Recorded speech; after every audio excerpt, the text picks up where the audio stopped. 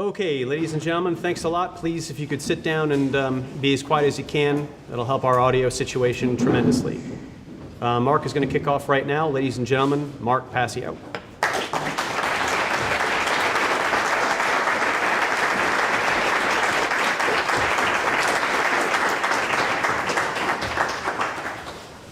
I want to thank everyone personally for taking the time to be here today.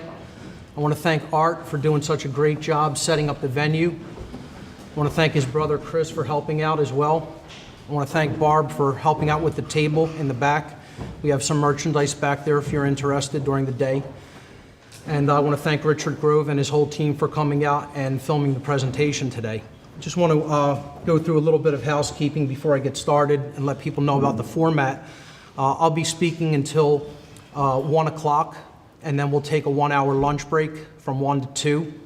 There'll be a second session from 2 to 5 p.m., and then at 5 p.m. we'll be taking a second break, a dinner break from 5 to 6, and then we'll have a third session from 6 to about 8, which will hopefully include a question and answer session. Hopefully, if I stay on time with what I want to cover today.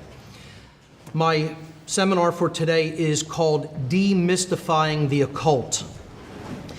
And what I really want to do here today is bring occult terminology, occult traditions, and occult symbology into practical application for people and help them understand what these sciences really are and how they're being used today in the world all around them. So before we begin, as I often do with many of my lectures, I want to give a few caveats or things that you should kind of look out for. The first thing here today, and I get this a lot with people who are new to my work.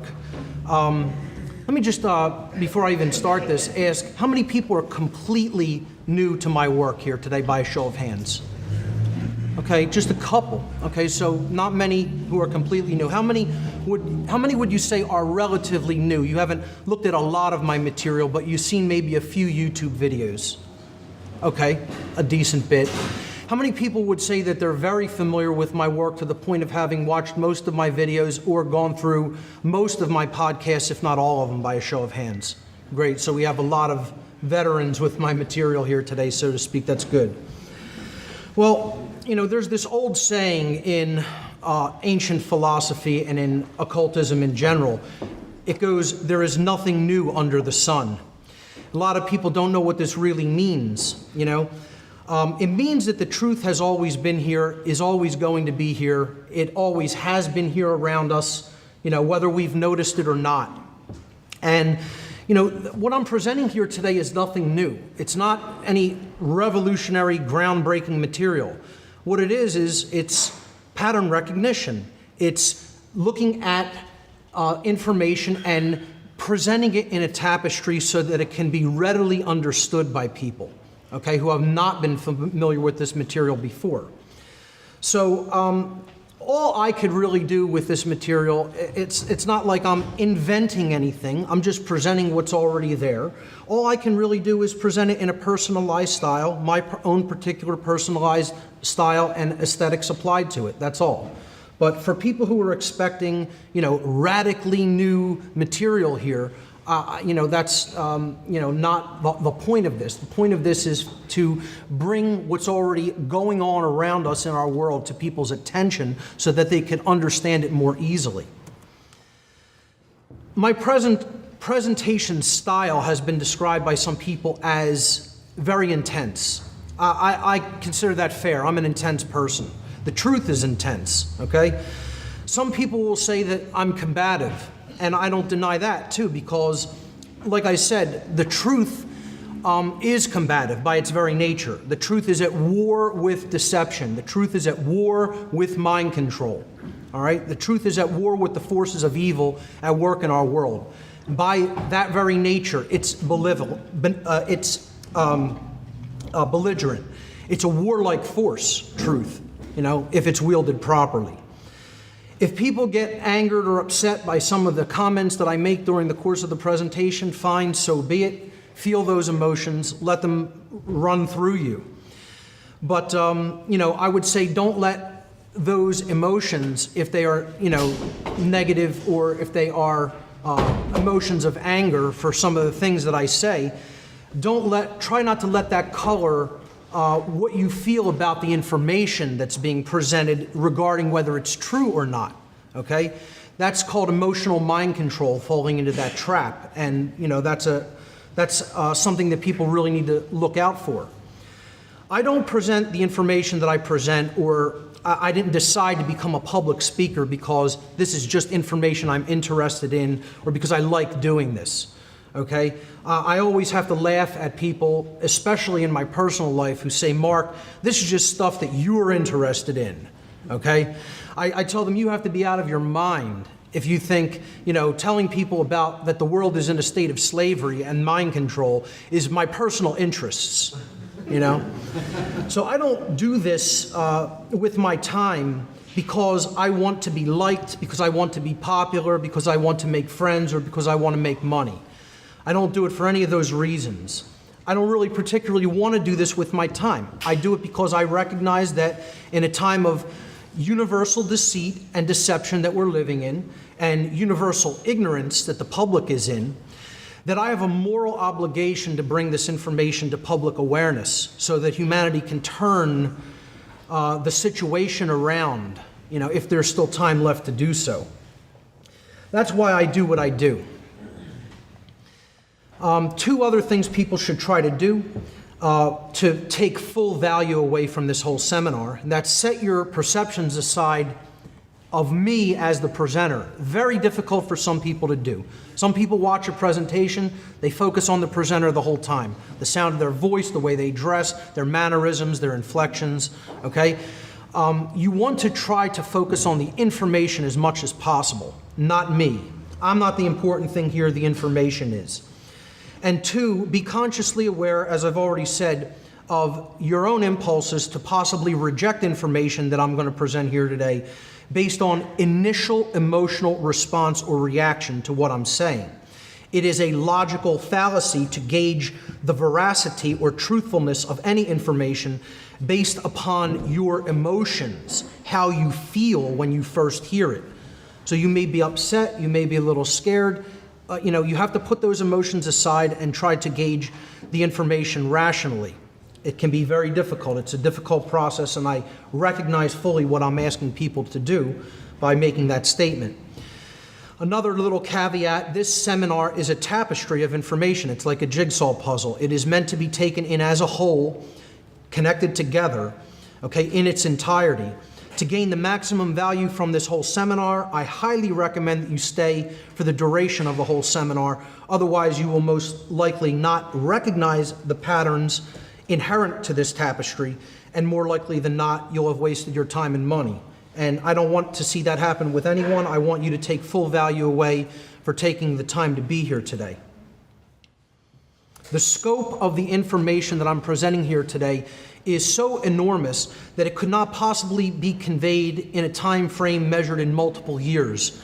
Probably it couldn't be conveyed in a time frame measured in multiple lifetimes. Okay? This is a lifelong study. You could not possibly present the entirety of occult information in one seminar. Okay?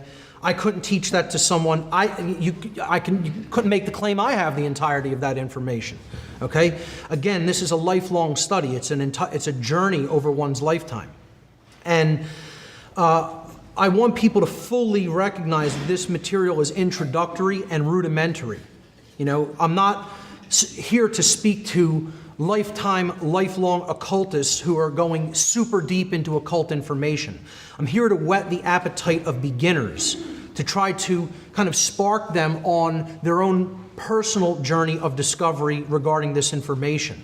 And please recognize I'm also putting this information out there online to people. It's not just for those in the room. It's for people who may be 100% completely new to it, who are watching the seminar online. So that's really all the caveats I want to talk about before we get started. Now, my last presentation was called Streetwise Spirituality. What does it truly mean to be awake? I gave this back in May in St. Louis, Missouri. And it's about a 7-8 hour presentation, something like that. And in it, I presented a framework of 20 factors of what it means to really be awake. And they're all listed here. These were the main points of this seminar. I'm not going to read every one of them, but I just want to really say that what this presentation here today is it's kind of unpacking the number one factor that I presented in that seminar, Streetwise Spirituality. I said that the number one factor for what it really means to be awake, not this New Age hokum, New Age perception of what awakening means, but a very practical, feet on the ground, streetwise approach to spirituality. In that framework, what does it mean to be awake? My number one factor in my list of factors for what real awakening means was knowing about the occult and understanding that there are both light and dark aspects to it.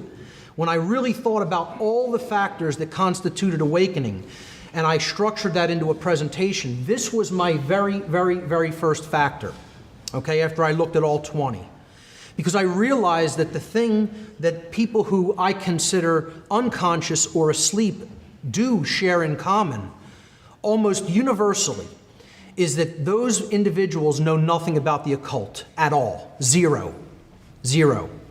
You know, the people that I consider not awake, the people that I consider still being manipulated, still operating at a largely unconscious level, all of them share that same factor in common. They don't know about the occult at all. Whether they be people who think it's just a political problem that can be solved by voting or just electing the right person into office, whether it's people who think it's just a financial problem and we just have to reel in the big banks and the Federal Reserve, you know, whether, you name the factor that they blame externally on the conditions that are present for humanity. They leave consciousness at the door. They don't talk about that as an issue. And again, universally, they have no knowledge of the occult.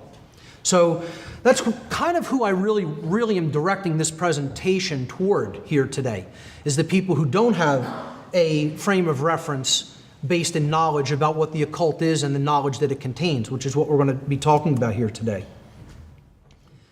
So my first section is called, What is the Occult? I'll actually be presenting this information in three basic, is it three? It's four basic components. It's four basic sections to this seminar.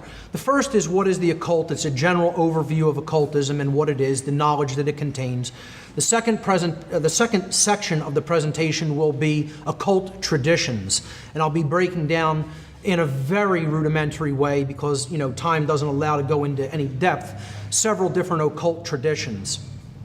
The third section of the presentation, I'll be breaking down many different occult symbols, some of the more prevalent symbols involved in occult symbology. And then in the last section, more likely than not at the end of the dinner break that we'll be taking, I'll be doing a case study in occult symbolism by presenting some of the very deep, spiritually significant symbolism in the major arcana of the tarot deck. And that'll be the last part of the presentation.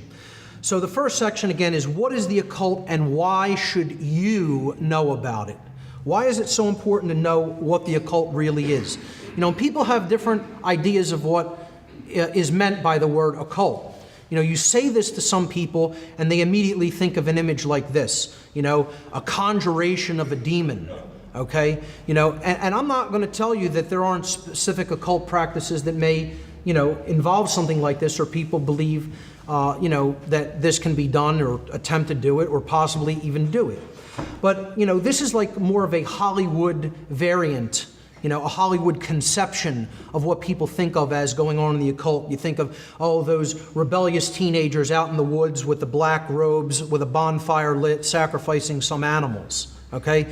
This is a very limited perception of what the occult is, and it's often a wildly off perception of what it is and what it contains.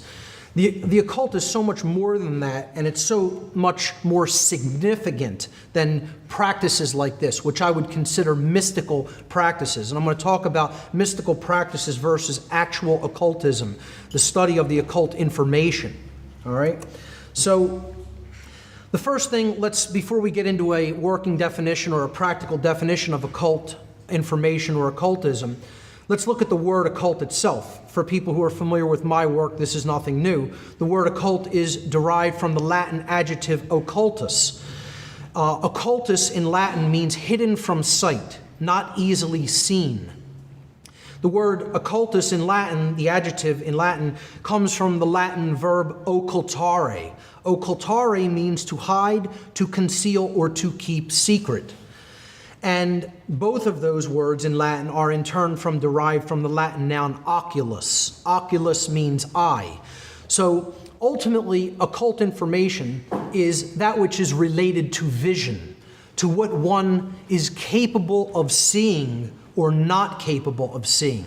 It is hidden information. It is information that is veiled. It is information that is not readily seen by most people. Okay, like an iceberg floating in icy waters. You know, the biggest part of the iceberg is often below the surface. You have to penetrate the surface to get at the bulk of the material. And that's the same with occultism. You know, the truth is hidden from view. It's veiled from sight. And you have to penetrate into the depths. You know, you can't just wade in the shallow waters to get this information and to understand it deeply. You have to go into the deep waters to understand it. And that involves going deeply into the self, you know, because that's what ultimately the occult is about. The occult is knowledge. Okay, let's get that straight from Jump Street, okay? We're talking about knowledge here, hidden information. And it's knowledge that is held very tightly by a few people on earth. It's not widely known. Okay, it's structured knowledge in many cases by different traditions.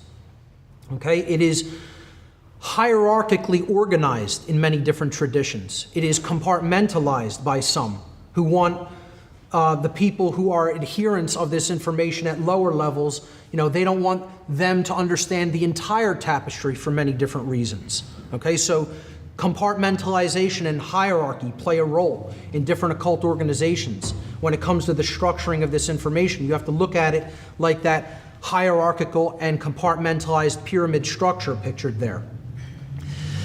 You know, the bottom levels represent the people who have the least amount of knowledge, and the least amount of knowledge about how all of that information fits together in a tapestry. As you go higher up in the, you know, hierarchical structure, there's fewer and fewer people, but the knowledge becomes concentrated. It operates at a higher level, and they see how it's all connected together.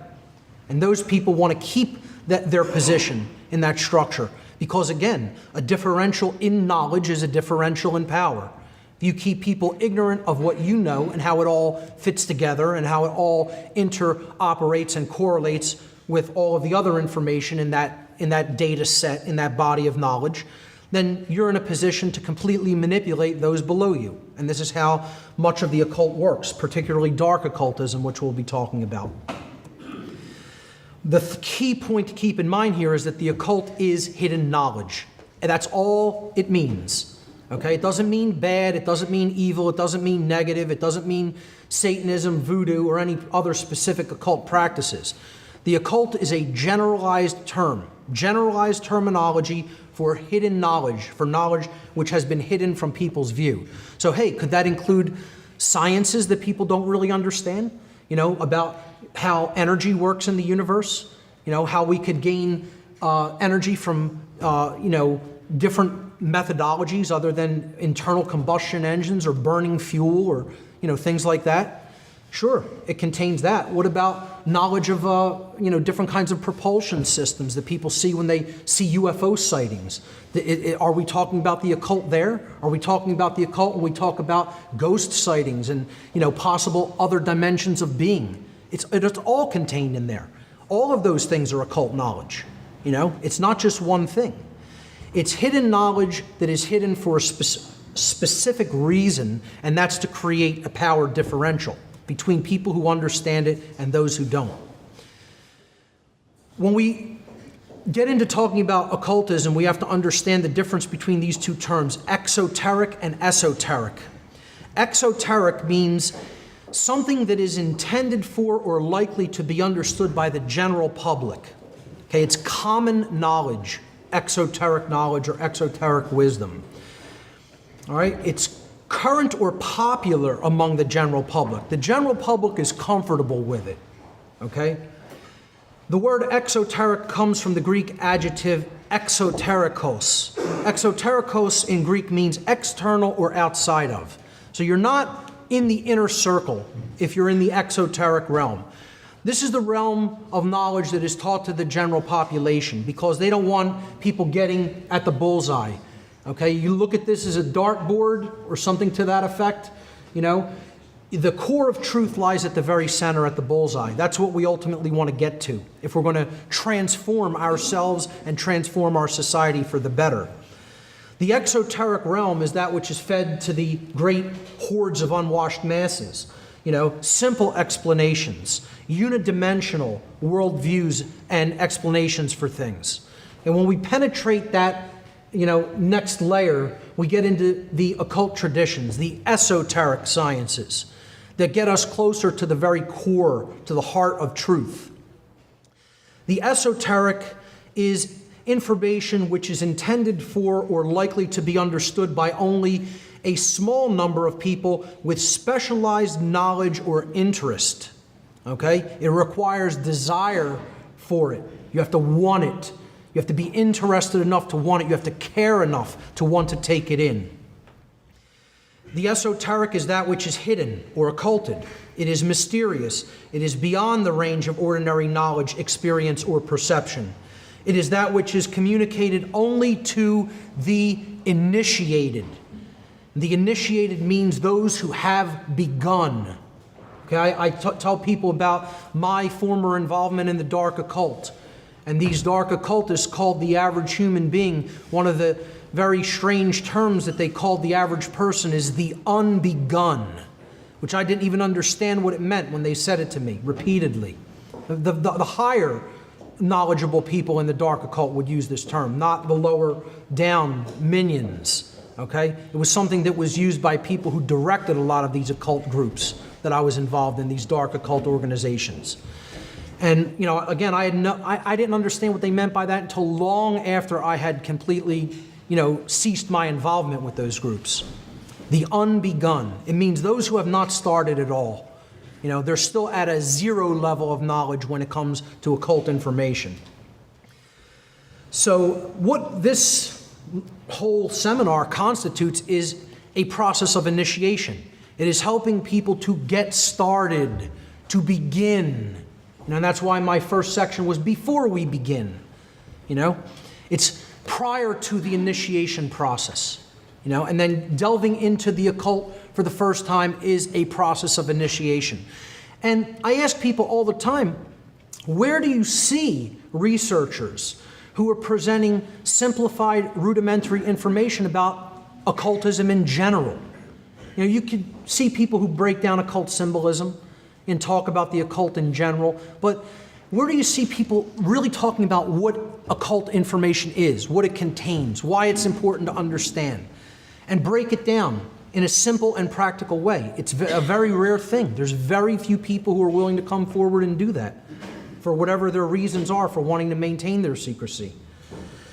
But to go back to this, the esoteric realm, that word esoteric comes from the Greek adjective esoterikos, which means within or on the inside of. Okay? So that's what we're really talking about. We're in the inner circle now when we penetrate that veil of the exoteric explanations, and we're getting closer to the hardcore information, closer to that core of truth that we really want to be at. How is occultism different from mysticism? People will often think that these two things are completely the same and the terms can be used interchangeably. But I would say mysticism is a lower level of knowledge or experience or practice than true occultism, than a person who truly understands the occult. Mysticism as a term is derived from the Greek verb muo, the first part of mystic or mysticism. The verb muo in Greek means to conceal, similar to the Latin occultare. Mysticism is a loosely defined set of practices, beliefs, traditions, and experiences aimed at human transformation, evolution, and union with the divine. Most forms of mysticism, especially those practiced in modern times, constitute what I would definitely consider an exoteric pathway, which often de-emphasizes knowledge and places large emphasis on emotion, intuition, internal experiences, faith, and perception, much like religion does. This is the main way that mysticism differs from occultism, which conversely comprises a set of esoteric traditions focused on objective knowledge of natural law and the alignment of thought, emotion, and action, resulting in true intelligence, true care, and true will being born within the individual. Okay? We're talking about the actual awakening of the aspects of consciousness and aligning them all in harmony with each other. This is the goal of true occultism. All right? It is the alignment of intelligence, holistic intelligence, okay? Logical and intuitive combined. True care, the desire for truth, okay? Not just everyday mundane cares, okay? Care with a capital C, as I call it. And true will, alignment with the will of creation, alignment with the force that expands consciousness, which is love, energy, alignment with freedom, and aligning our behaviors to putting our behaviors into practical action toward true freedom. That's the true will. This is what the goals of real occultism are. You know, whereas mysticism often serves the self. You know, mystics, you know, get into things like just meditative practices because they want to be more productive. They get into fortune telling, you know, because they want to provide services to other people, perhaps for, you know, monetary value. All kinds of different motivations drive mystical thought. People wanting simply to gain a leg up over their fellow man by certain knowledge or practices, okay, or just improve upon themselves. The occult encompasses a lot more than that, because real, positive, true, light occultism has, again, a deep, objective knowledge of natural law principles at its foundation and the alignment of the aspects of consciousness as its goal, okay? So that's how I would define the difference between these sets of practices. I would say that mysticism is an exoteric religion. It's like religious practices or beliefs, whereas occultism is a body of science. It's a body of objective knowledge that represents esoteric sciences. Okay, I hope that makes the difference clear in most people's minds. Going back to what the occult actually is, I'd like to read a quote by the occultist and Freemason C.W. Leadbeater from 1913. He said, "How shall we define occultism?" And this is his definition, which I think is a pretty good one. The word is derived from the Latin occultus, meaning hidden, so that it is the study of the hidden laws of nature. Since all the great laws of nature are in fact working in the invisible world far more than in the visible world, occultism involves the acceptance of a much wider view of nature than that which is ordinarily taken. The occultist, then, is a man or woman who studies all the laws of nature that he or she can reach or of which he or she can hear. And as a result of his or her study, she identifies him herself with the laws and with these laws of nature and devotes their life to the service of human evolution. That is what occultism is. It's understanding the laws of nature and our connection to them. the self's connection to them. Okay? And as a result, we are aligning all of our thoughts, our emotions, and our actions toward the goal of the evolution not only of our individuated self, but the evolution of all beings. Okay? That's the goal of the occult and occultism in general. So this is my personal working definition of the occult. When I use the word the occult, this is what I mean by it, when I use the phrase the occult.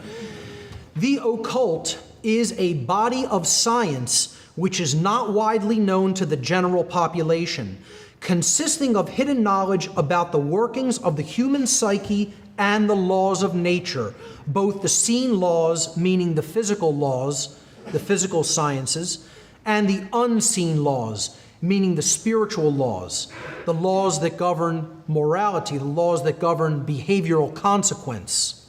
Okay? That is my working definition of what the occult and occultism is in general. And I think it's a pretty simple, practical working definition.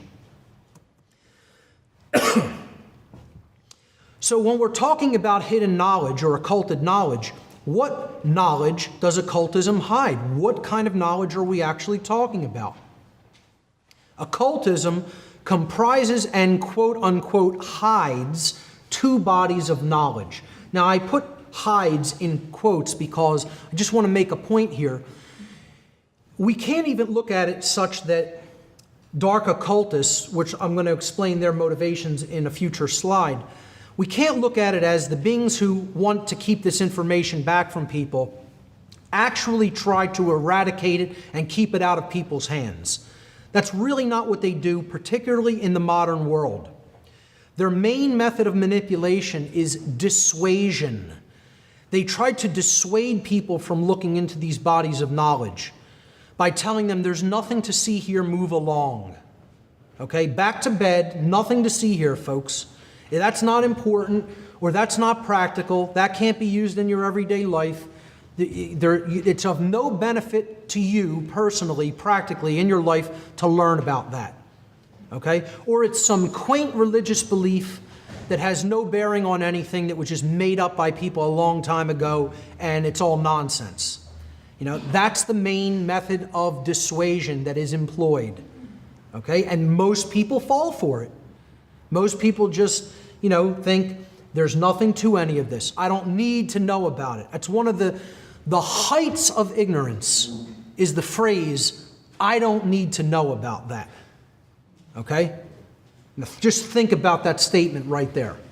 The highest height of ignorance is, the pinnacle of all ignorance is, I don't want to know about that. I don't care to know about that. But the people who think they have it figured out say, that's not something I need to know about. What do I need to look into that for? And that's how you know they're gotten. They're already owned. Lock, stock, and barrel. And most people are in that position because they think, all of this is just hokum. All of this is just religion. I tried to explain to somebody who's very concerned about the political degradation and the political process and the direction America and the world in general is headed, politically and financially. And I tried to explain, what really drives this underneath is the occult. Religion drives this. Religious beliefs by the people involved in dark occultism and their religious belief systems is ultimately what's driving the slavery system on earth. And he says to me, I don't need to know anything about that. I don't want to know anything about that. I said, oh, really? That's something you don't need to learn, you don't need to know about. He said, yeah, that's right, because I don't believe in any of that stuff. And I said, you're gotten. Right to him. They already have you. And you don't even understand, Because he said, that's somebody else's belief. How does that affect me? As if somebody else's beliefs can't affect us. And we're immune to what other people believe. Because particularly religious zealots and people who have very deep-seated belief systems based on faith and religion, right? They don't take action in the world based on those religious beliefs, do they? Never. They never do. And those actions would never affect anybody else living in the world. You're completely insulated from those behaviors. It's a child's view. At some point with someone like that, I have to set it down and say, you think you're fine? Well, then go be fine. At that point, because that's a deep, hardcore level of ignorance to be in. Again, that's not really surpassed by much of anything in the way of ignorance, which is something we're going to talk about, the different kinds of ignorance. But to go back to what knowledge occultism actually is comprised of, the bodies of knowledge, the two main bodies of knowledge are knowledge of the self and knowledge of the laws of nature. That's basically it. The knowledge of the self, the knowledge of the human psyche and how the psyche operates, its components, its aspects, its motivations, its desires, etc. What drives us? What's going on at a subconscious level? What's going on at the unseen level? In the recesses of the human psyche, in the psychological realms.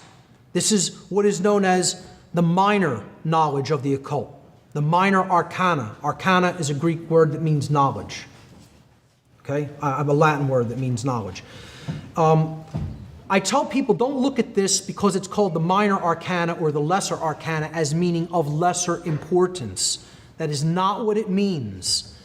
It's just distinguishing it from that which is larger in scope as far as the kind of systems that it actually affects or that it governs. Okay, so you want to look at the part there on the left as this is the small scope of things, the scope of things operating at the individual level, at the individuated domain of the individual self. And then on the right-hand side here, you want to look at the major or greater arcana as simply being that which deals with the macrocosmic world, the world of large things, large systems of nature, okay? The physical laws that, deal with dynamics and motion and gravity, etc.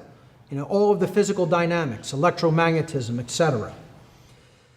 But then the major or greater arcana, the world of macrocosmic knowledge, also includes the knowledge of what I call natural law, the moral laws that govern the consequences of behavior of beings that have the capacity for holistic intelligence, or in other words, universal moral law, the laws that govern consciousness.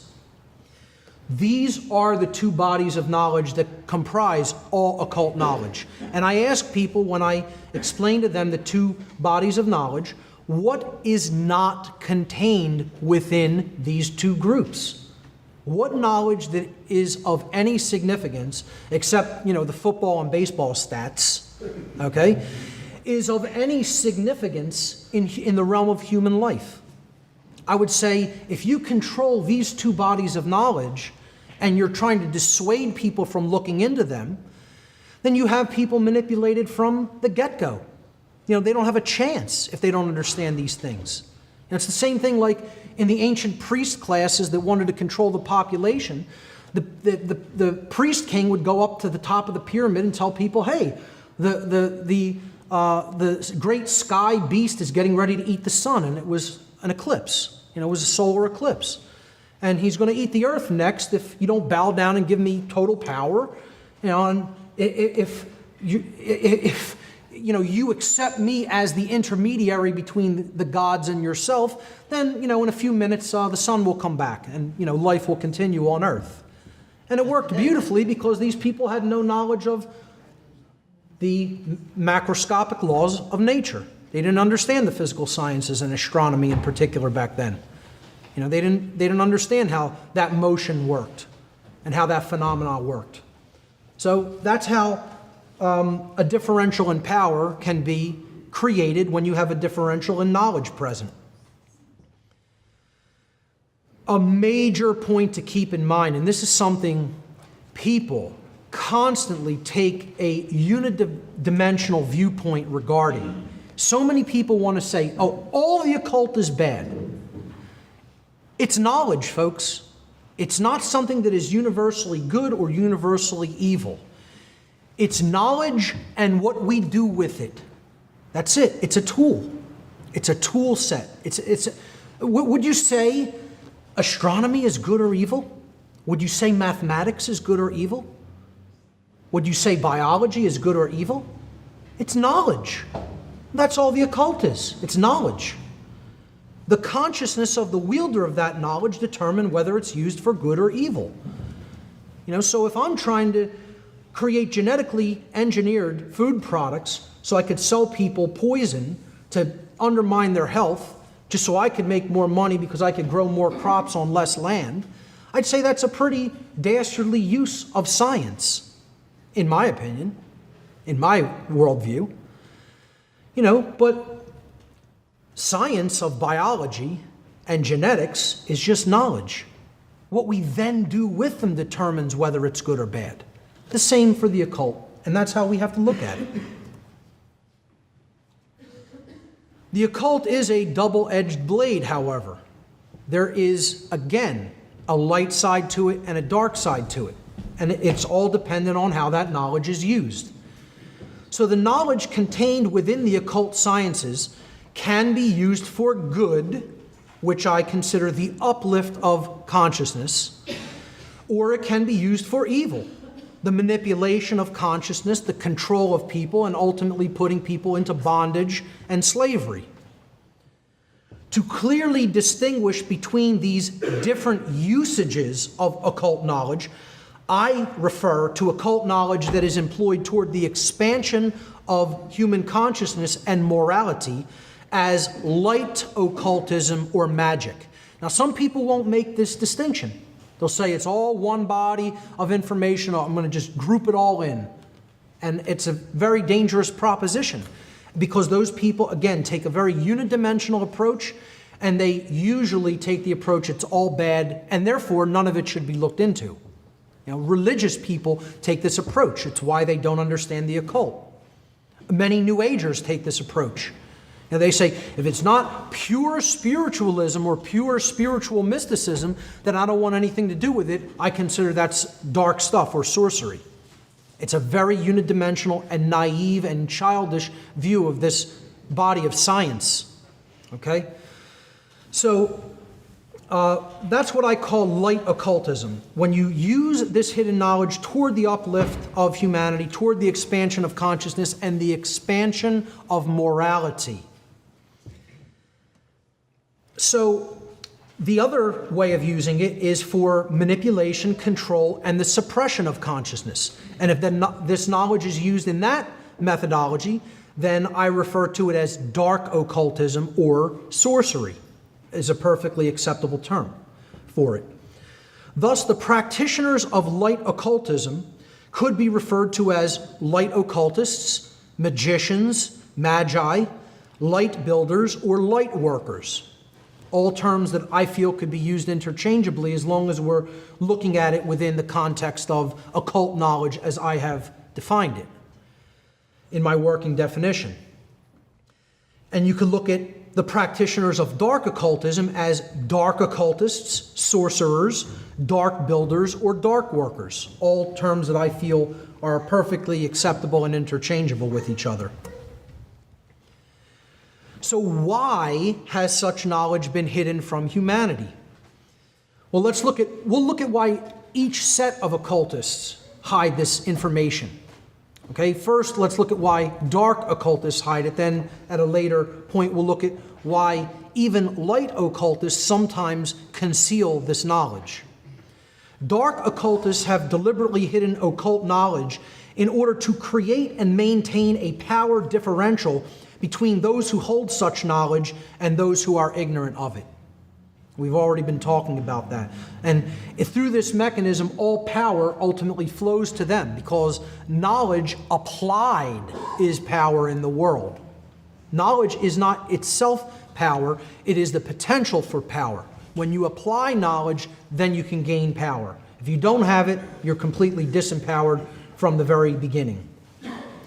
Dark occultists work through fear and manipulation to bring about compliance with their own selfish will. And that's what I would consider the dark arts in general. I would consider sorcery the act of applying knowledge in order to bring about manipulation in other people so that they comply with your selfish will, what you want for you only, not for the uplift of all. Dark occultists' work is always done in secrecy. They don't want to do their works in the light of day where everyone can know what they're doing. They're constantly contravening the freedom and prosperity of all but themselves, of course. That's the out-of-control ego run amok, the pure left brain, modality of consciousness, without the balance of the sacred feminine, compassionate, creative right brain. I consider this pyramidal, hierarchical, and compartmentalized structure the occult structure of our entire world. Dark occultists have completely infiltrated and permeated all institutional walks of life on Earth. This is a topic I constantly talk about in my work, on my radio show, my podcast series, and in the interviews that I do. It's so important for people to understand this is who's really running the show here on Earth. It's not just the international bankers. It is them, but they're dark occultists at the highest levels. The people involved in the political think tanks are dark occultists at the highest levels. The people involved in, corporatism and business at the very highest levels use these sciences and this knowledge. The high-level religionists in all religion, all ostensible religions, guaranteed they have this knowledge at the highest levels and they're using it for dark purposes. People want to think, oh, that's not happening in my religion. That's going on in all the other religions, but mine is completely pure and free of any wrongdoing. Yeah.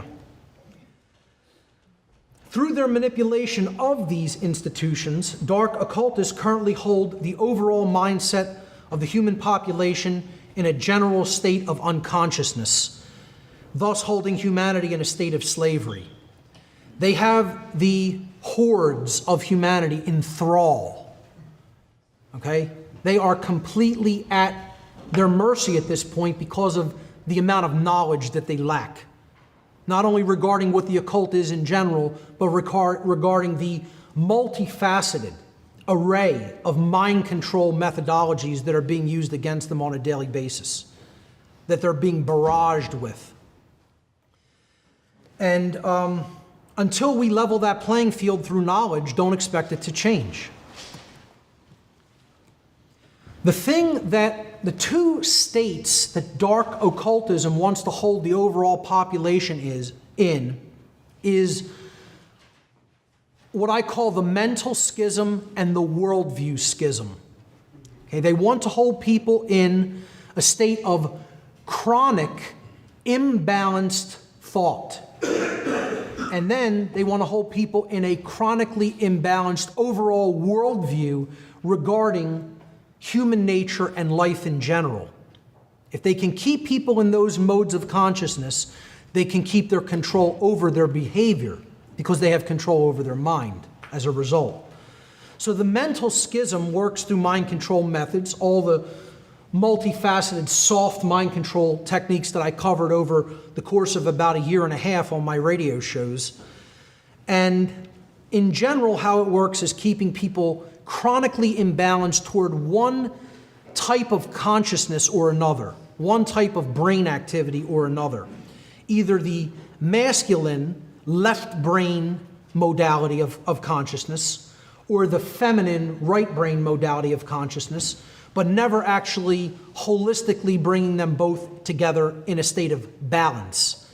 They want it in a chronic state of imbalance, such that most people are either always left brain or always right brained.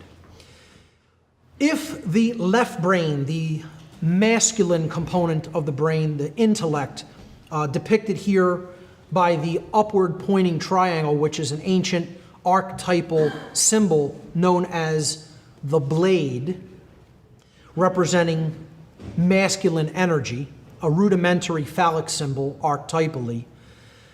If that part of the brain, that left hemisphere, is chronically dominant in an individual, the following states can manifest within that individual: rigid skepticism or scientism, atheism, and by atheism I simply mean the belief that there is no higher power than mankind, than humanity, that we're the pinnacle, we're the highest force in nature. Nothing ultimately governs humanity except the laws that we arbitrarily make up in this farce called government. Okay? So it can create rigid skepticism, scientism, atheism, solipsism, the notion that there is no such thing as actual objective truth that can truly be known. Social Darwinism, moral relativism. Moral relativism is the belief that there's no such thing as right and wrong objectively, that these are just arbitrarily chosen concepts and man gets to make up what's right or make up what's wrong. Social Darwinism, the idea that, since man is the highest pinnacle of mind, the highest animal in nature, that those who are somehow gifted with better genetics and a higher intellect should somehow rule over those who they consider beneath them or at some kind of a lower caste than them. And society naturally should be structured like that, with an elite class ruling over a class of slaves, basically. Eugenics, the notion that certain people's gene sets should propagate themselves, be allowed to propagate, and they should control what gene pools should be allowed to propagate. As the intellectual and genetic elite, then they want to control who gets to breed and who does not get to breed. Essentially, who lives and who dies. Authoritarianism, of course, this belief in authority, this illusion that some people are masters and others are slaves, and the masters get to issue commands and the slaves have some sort of a inherent moral obligation to obey these commands. It's what I call master-think, ultimately. And, that's why they want to create this schism. It's a divide and conquer strategy. It's a very structured arch, you could look at it, where these two forces, combine and lean against each other. Left brain imbalance leans against right brain imbalance, creating a very rigid structure which is difficult to disassemble and take down because these forces play on each other. Right brain imbalance or feminine imbalance, the right hemisphere of the brain, which governs creativity, intuition, compassion, nurturing, etc. If that part of the brain that is depicted here by the symbol, the inverted equilateral triangle, which again is an ancient archetypal symbol known as the chalice because it is a rudimentary womb. If that part of the brain is imbalanced, or chronically dominant, I should say, these following states result: naivete, blind belief, religious extremism, total belief, total faith, not actually checking anything, not looking into things for oneself, taking other people's word on it.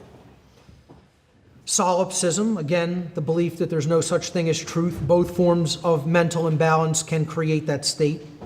Moral relativism. You see so much moral relativism in the New Age movement. You think moral relativism is the exclusive domain of left brain imbalance. Think again, because people in the New Age movement are super right brain imbalanced in many cases, and you'll hear many of them saying there's no such thing as right and wrong. Those are religious concepts. I don't believe in those.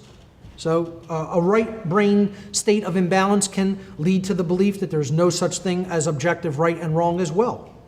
Feelings of unworthiness, feelings of self-loathing, falling into patterns of following other people's orders, because hey, if you're naive, if you blindly believe, and you don't really believe there's such a thing as absolute objective truth, then I'm going to take somebody else's word for it. And if they say this is what's right to do, then I'm just going to go along, follow their orders. So many people are in that extremely imbalanced, dangerous state of mind. And I call all of this imbalanced thought slave think in general. And that's what the dark occult overlords right now at our time in history. That's what they want. They want these two states.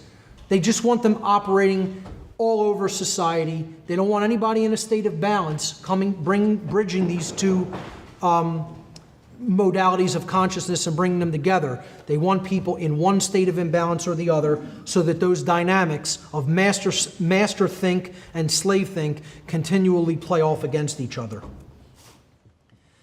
The second imbalanced mind state that dark occultism wants to maintain. Again, what I'm talking about here is their great work, okay? The dark occultists' great work. We're talking about what their goal is. What are they trying to constantly maintain in humanity? And they're doing a very effective job of it. They are successful because they operate on the same page for the same goal, like one huge mind. They call it a mastermind. They focus their energy on that intent. They carry it out in the world through their methodologies. They get it done. That's why we're so scattered. We can't come together with that same mastermind focus, that coming together and operating on the same page because we share collective common knowledge. That's what they're doing. They have this knowledge and they use it for dark purposes, all on the same page, all focused, all together for the same goal. And these two things are their goal, the mental schism and the worldview schism. The worldview schism is this notion that the world is either completely random or completely determined. They want these two schisms of worldview present because they don't want people to understand the balance that is the actual truth, that there is components within nature of both of these views of reality, but they operate in conjunction with each other, not in a state of imbalance. They operate in a state of true balance with each other. I'll explain that in a moment. Let's look at the states of imbalance that the dark occult wants to maintain. The notion or worldview of randomness is a very left-brain imbalanced worldview. It contains notions such as the universe is a grand accident.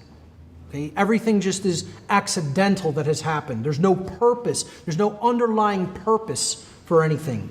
We're living in a random, accidental realm that happened for no true reason or purpose.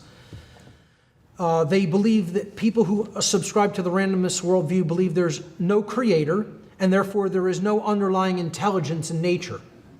You know, everything is reductionist and a dead thing. You know, the cell is dead, there's no such thing as consciousness, the earth is dead, the solar system's dead, the sun is just a big ball of, hydrogen and helium having a sustained fusion reaction. But it's a dead thing. Randomness worldview often postulates that there's no such thing as spiritual or moral or natural law. Because, hey, if the universe is a dead thing, came into reality for no real purpose, it's a purposeless clockwork mechanism operating only by matter, okay, then, you know, there can't be any such thing as actual morality and laws that govern our decisions, whether our decisions are based in right or wrong. The belief that existence has no purpose other than to continue to exist. Survival mentality, pure survival mentality. Nothing wrong with the concept of preparedness or survival, especially in the kind of times we're living in today. But to believe that existence itself exists for no other reason than to survive is very left-brain imbalanced. And randomness is the general hallmarks of scientism, atheism, and just about every totalitarian culture that has ever existed on this planet. Conversely, the deterministic worldview holds notions such as God controls every event in creation. This is a very right-brain imbalanced worldview. You know, everything is preordained. You know, free will doesn't even enter into the picture. It's an illusion. It doesn't really exist.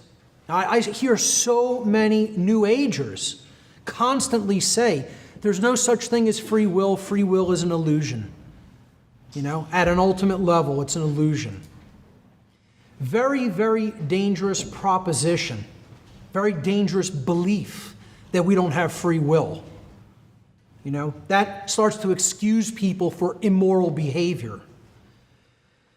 Determinism often postulates, hey, since the whole universe is controlled and it's like a clockwork mechanism, but it's run by God, why bother trying to create any change? Change is impossible. It's already set in stone. Action, therefore, becomes ultimately meaningless. Why do anything? I tell religionists who think like this, why do you get out of bed in the morning? Why bother doing anything? Why say a word to another human being? Why eat? Why breathe? Why not just lay in a supine position in the corner somewhere and wait to expire from malnutrition and dehydration and then go back to dust? But, many people, they actually say that this is what they believe. It's a big hallmark of salvationist religiosity, that action is meaningless. Only faith is what's required, something that I'm vehemently opposed to. And the New Age takes this in, too. They convert it in their own imbalanced way, that, we're here just to observe, don't get involved in anything, just observe it, watch it, be the observer. Life's not a movie playing on a screen in front of your eyes, folks. You're active participants, whether you realize that or not. Again, this right brain imbalance and this whole worldview of determinism is the hallmark of religious extremism and what I call slave think. The truth lies, as it always does, in the balance point, in the synthesis, in the coming together between extremes in many cases. And that is often extreme in itself because so few people are in that balance point, truly. The truth is that the actual way that the universe operates is through two overarching mechanisms, a deterministic component to creation and a randomness component to creation. The deterministic component is natural law, which I delved into in the seminar in Connecticut last year. And again, that's the work that I highly recommend people to deeply, deeply know. For people who haven't, who've only touched on some of my work and, may not be familiar with my natural law material, it is the most important work that I've put forward, and I highly recommend to people to watch my natural law seminar in its entirety multiple times if you have to drive the information home. So natural law is the deterministic component of creation. The moral laws that govern the consequences of our behavioral decisions, those laws themselves are set in stone and cannot be changed. They are the deterministic component to nature. And then there is a free will component to nature, which beings with the capacity for holistic intelligence have been gifted with by creation itself. That is the force of free will. That's why that can never be dismissed. And it works in tandem with the laws of nature to bring us the results of our choices into our experience so that we can learn and grow from those choices and those experiences. This is the worldview that the dark occult wants to keep people from, which is why I embodied it by the all-seeing eye. That's a big part of enlightenment, what real enlightenment is about. And I talk about that as well in my Streetwise Spirituality seminar. Another thing that dark occultists want to prevent people from understanding is how our reality is actually built. How we together in the aggregate, in aggregate numbers, meaning collectively as a species, co-create our reality that we are experiencing on the earth together as a people. You hear this notion in the New Age movement, the law of attraction. That a lot of the New Age people want people to believe we're individually creating our reality all by ourselves. Mark Passio does not create Mark Passio's reality entirely what I experience by myself, by how I think. Other people are involved in that process. It's a co-creative process. Okay? Because if someone randomly does something violent to me, I did not create that experience. This is a total misunderstanding of the law of attraction, how the law of attraction works. All right, free will is involved. I can do something completely random. So can other people, because they have the capacity for free will behavior. So we're not creating our reality individually, at an individuated level. Based upon the knowledge that we take in, based upon our understanding of that knowledge, and then based upon what we do in our behaviors with that knowledge, in the aggregate numbers, determines how a society is creating its reality for itself. It happens on a societal scale. So dark occultists know how this principle operates, and that's why there's the level they always want to control reality from. That's the level of reality that if you're a dark occultist, that you want to get to, that you want to poison the stream of, that you want to limit access to, that you want to dissuade people from looking into. It's the knowledge itself. What I'm going to build here in this slide is actually the trivium. It's the ancient trivium methodology of truth discovery, which I also broke down in my natural law seminar. It's called knowledge, understanding, and wisdom. In the modern trivium, it's referred to as grammar, logic, and rhetoric. There's also what I call a computer analogy model of the trivium, which is input, processing, and output. But they're all ultimately the same thing. So this is the grammar or input step of the trivium method. It's taking in all the seemingly disparate pieces of information that are out there. You're gathering your grammar, you're gathering your different pieces of your vocabulary. Available information constitutes potential knowledge that we can gather, that we can process, that we can come to understand, and then that we can act upon. If we don't do that, we have ignorance. We haven't even looked at it. So the opposite of knowledge is total ignorance. You haven't even begun looking into it. The second level of how our reality is built is it's built atop knowledge. On top of that knowledge as a foundation, you either have a grasp or an understanding of those principles or you do not. So you either learn what that knowledge means and how it works, or you don't have a deep understanding of that. So these are decision-making, filtering processes. This is the logic step of the trivium, or in the computing analogy model, this would be the processing step. These processes take place in the human mind and are chosen by each individual based upon the available information that they have taken in. So if you haven't done your grammar, or you haven't aggregated your knowledge in step number 1 of this process, you can't possibly do the processing and come to an understanding of it. That's why so many people have no understanding of the principles of the occult sciences, because they haven't even started beginning to learn what the occult is or what it contains. So you can't possibly arrive at an understanding of how the universe works if you haven't gathered that knowledge. Then the third step in this process is acting, actually taking action based upon your understanding. Each individual in a society, each individual's behavior is based upon the quality of their decision-making processes that they exercise in step number 2, which in turn were based on the quality of the available information which they took in. Now again, notice, wisdom is action. It's different than knowledge. It's different than understanding. All right? Knowledge is something that exists inherently, and you can take it in objectively. Understanding is an internal process that goes on within the self, based upon the knowledge that you've taken in and processed. And then wisdom is action. It's what you do in the world with the knowledge that you have accrued and understood. So again, I put here, or lack thereof, in every one of these blocks. The lack of knowledge is ignorance. The lack of understanding is confusion.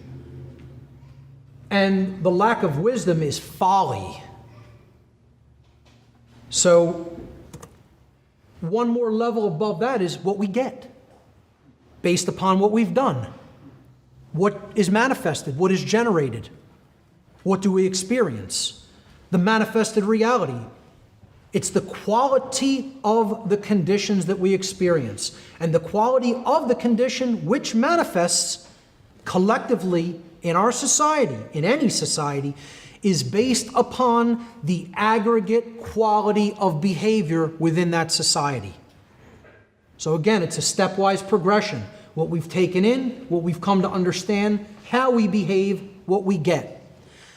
I tell people this is the most powerful slide in all my work.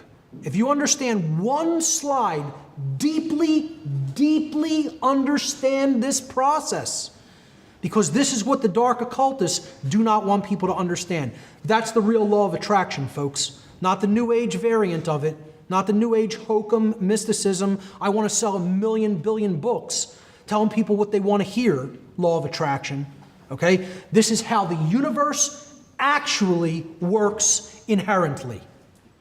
And it describes not only how it works, but our relationship to that process. And this is what they don't want you to know. That's the most deeply hidden information. Because natural law is contained within that.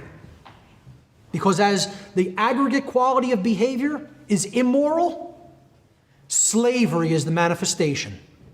That's why we're at where we are at. Because so many people aren't truly moral individuals. They don't really deeply know the difference between right and wrong behavior and choose the right over the wrong. So, as long as they can keep that back from the bulk of humanity, from deeply understanding, they're always going to be in control.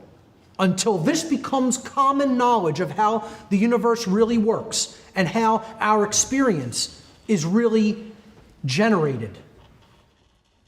And we understand as in the aggregate we become more and more moral of a civilization, then our civilization becomes more free as we become more moral. When we understand how those governing dynamics bring to us the overall quality of our aggregate experience, that's when we're making progress as a species. That's when we're breaking out of mind control. And that's when we're countering the dark occultists' great work. Now, why do light occultists hide occult knowledge? Because they do. Light occultists also hide occult knowledge. Light occultists have hidden occult knowledge in order to prevent its complete eradication during Exedian, draconian times. And at other times, they have hidden that knowledge to prevent it from falling into the hands of would-be dark occultists. In other words, those who knew of the empowerment that could be gained from such knowledge, but who wanted to use it for immoral purposes or for purposes of manipulation and control. Occasionally, at times in history, those who consider themselves or others have considered light occultists have sequestered certain occult knowledge for these purposes. And again, if it's strictly for those purposes, I would not fully condemn that. However, at certain stages in history, like the one we're in now, where this information could be brought forward without immediately being, burned at the stake or something like that, or tortured in a horrific way, I do not agree with hiding it even for these purposes. Could there be a would-be dark occultist in this audience? Yes, possibly.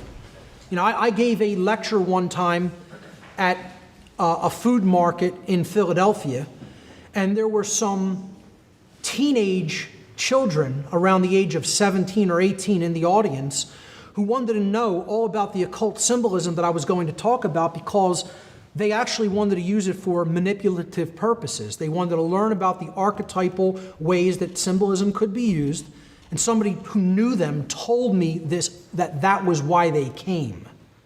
And I said, hey, let them understand it. Because if everybody understands it, the playing field is leveled.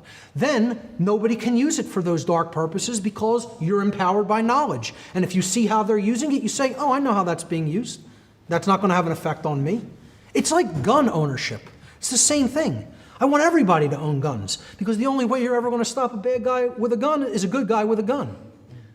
You know, as long as guns exist in the natural world, that's the reality of the situation, whether anybody likes it or not. Get as offended about it as you want. You know, so it levels the playing field. When you want to take something away from one group of people and only have it in the hands of the other group of people, there's a huge imbalance in power. So I'm for egalitarianism when it comes to natural rights and when it comes to the dissemination of knowledge. Everybody should be on equal footing as to their ability to take in what they desire to take in. And in that sense, no knowledge should be sequestered. The great work of light occultists, in stark contrast to the great work of dark occultists, which we've been talking about, is the distribution of occult knowledge freely to humanity, thereby ending the slavery of humanity by eliminating the widespread ignorance which dark occultists exploit to gain and maintain their control. Light occultists would be better referred to as de-occultists, which is a term I absolutely love and I consider myself. I don't even want anybody to call me a light occultist or an occultist in general. I like to be called a de-occultist. That's my task. That's my work. To break this knowledge out like an avalanche onto humanity and just let it flow freely where it will, so that people can take it in and we can level the playing field that has thus far been dominated by ignorance. So light occultists, I feel, would be better referred to as de-occultists because what de-occultists do is reveal and spread knowledge which has been hidden and which must be known, commonly known. It must become common knowledge in order for freedom to manifest. Is the occult really hidden? Really hidden? Again, it's what I was talking about when I said, do they really hide it, or do they just dissuade people from looking into it? Is this knowledge truly inaccessible and completely hidden, or is it out there for anyone who wants it? Well, I would make the argument it's out there for anyone who wants it. I mean, we're drowning in information. If anything, it's become a little bit more difficult to even get the information because of how much nonsense you often have to weed through to get the real material. You know, it's covered by the signal is often covered by noise, you could say. But are we living in a nescient society or an ignorant society? And this involves the understanding of the difference between two connotative forms of not knowing something. I call this the context of not knowing, nescience versus ignorance. Most people have not heard the word nescience. It's a fairly antiquated word, not used much in colloquial English these days. Nescience comes from the Latin verb nesciere. Nesciere in Latin means to not know because knowledge was absent or unattainable. Well, is the knowledge of the occult completely absent? Is it totally unattainable? Can we not understand it because we don't have access to the knowledge? We don't have access to that baseline level in that trivium process, the grammar, the input? Is it present in our world or is it absent in our world? I'd make the argument it is completely present. Not only is it completely present, it is accessible at anyone's fingertips who has the desire. And again, the colors I've chosen for this presentation as a brief aside, since I mentioned the concept of desire here, are not just fall colors, okay? Although that's a part of it. But this is about, the color orange resonates with the concept of desire in the occult, of wanting something, of wanting to know particularly, okay? And are we a society that truly wants to know? You know, I don't consider us a nescient society. When we look at the meaning of the word ignorance, coming from the Latin verb ignorare, which means to not know, even though necessary information is present, because that information has been willfully refused or, key word here, disregarded.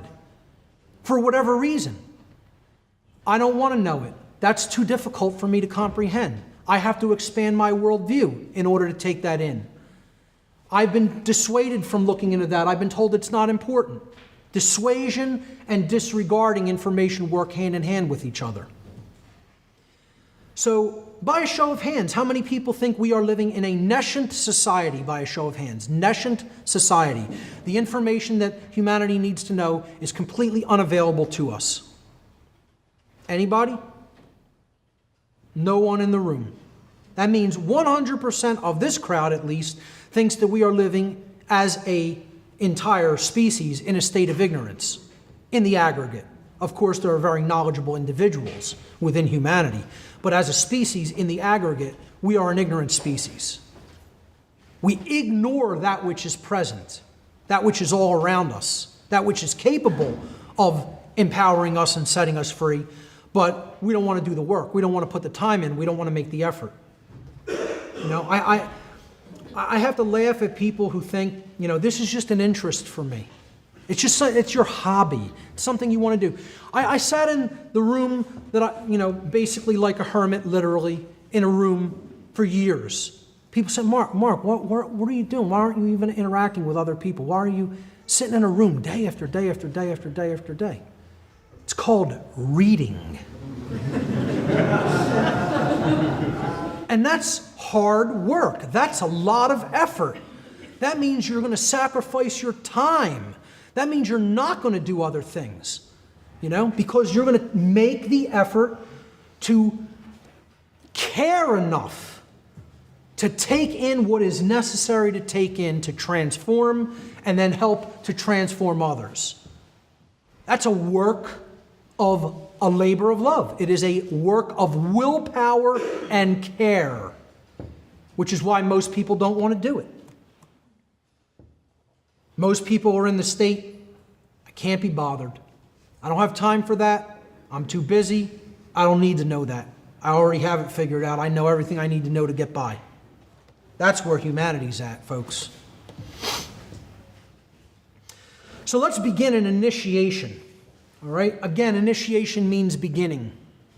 We're going to look at some different schools of occultism, different occult sciences. I call them the many paths or the many ways, the many methods to the same place, to the same destination. So this section constitutes kind of an occult initiation, about the very basic generalized concepts of some of these occult traditions. Again, time is not going to allow me to go into great depths or details, nor is this presentation intended to be a very in-depth introductory work. It's intended to be rudimentary for people who are just learning about this information for the first time. Occult traditions, many paths, one destination. I'll just say at the beginning of this section, and I'll kind of highlight this as we go through these traditions. Ultimately, all of the esoteric traditions were designed specifically to do one thing, and that was to convey a working knowledge of natural law to the initiates of that tradition, which means a working knowledge of how the universe actually creates through the interaction with our free will decisions, with our free will decision-making processes. We are co-creating with the laws of the universe the experience that we are having, that is being generated for us, okay, as a result of those laws operating in conjunction with our free will. That's what the occult has always tried to teach people. See that one slide, with the building blocks on top of each other, the trivium process resulting in what manifests in our world? That's ultimately the occult. That is the occult traditions. They were trying to teach people how the laws of nature work in conjunction with the decision-making processes of the individuals of a society. So let's look at a few of these traditions. Probably the oldest occult tradition on earth is shamanism. And some people don't look at it as an occult tradition. I personally do. And shamanism, like the occult in general, isn't one thing. You can get down into, subsections, subgroupings of shamanistic practices. Different practices are practiced in different regions of the world, in different cultural regions, different geographic regions. In general, I feel that shamanism grew out of very, very, very ancient knowledge, which was brought here from another place, ultimately. And this connects with my work in cosmic abandonment and the information I've been going through on my radio show recently. But I think the earliest shamans were working with high-level, ancient knowledge, and they were working with knowledge of spiritual realms and different levels of consciousness that are out of the ordinary, out of the realm of what we would consider ordinary levels of experience or consciousness. It's a very internal work. But then the true shaman brings the internal work that they've done within themselves back out into the seeming external domain and applies it in their society.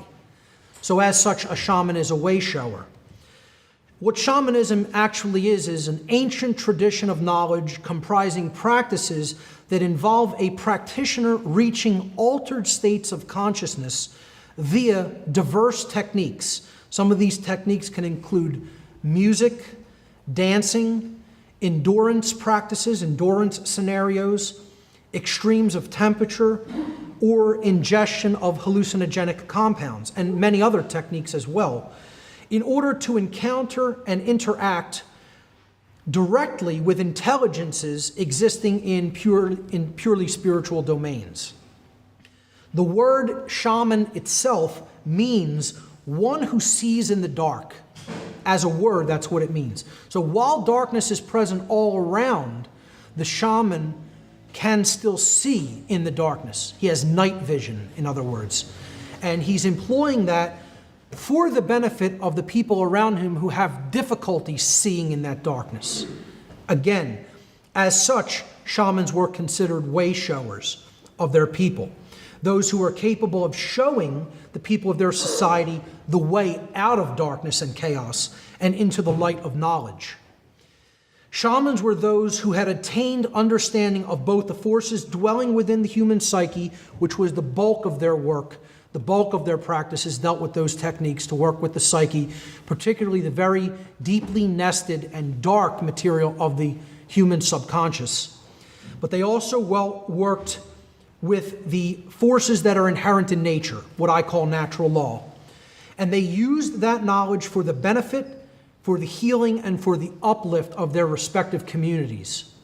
And that's the best definition that I could think of for explaining exactly what the set of practices that comprise shamanism is. Again, it is a diversified set of practices. It is not one thing. Shamans often employ hallucinogenic compounds, which have been called many different names in different cultures and throughout different times in history.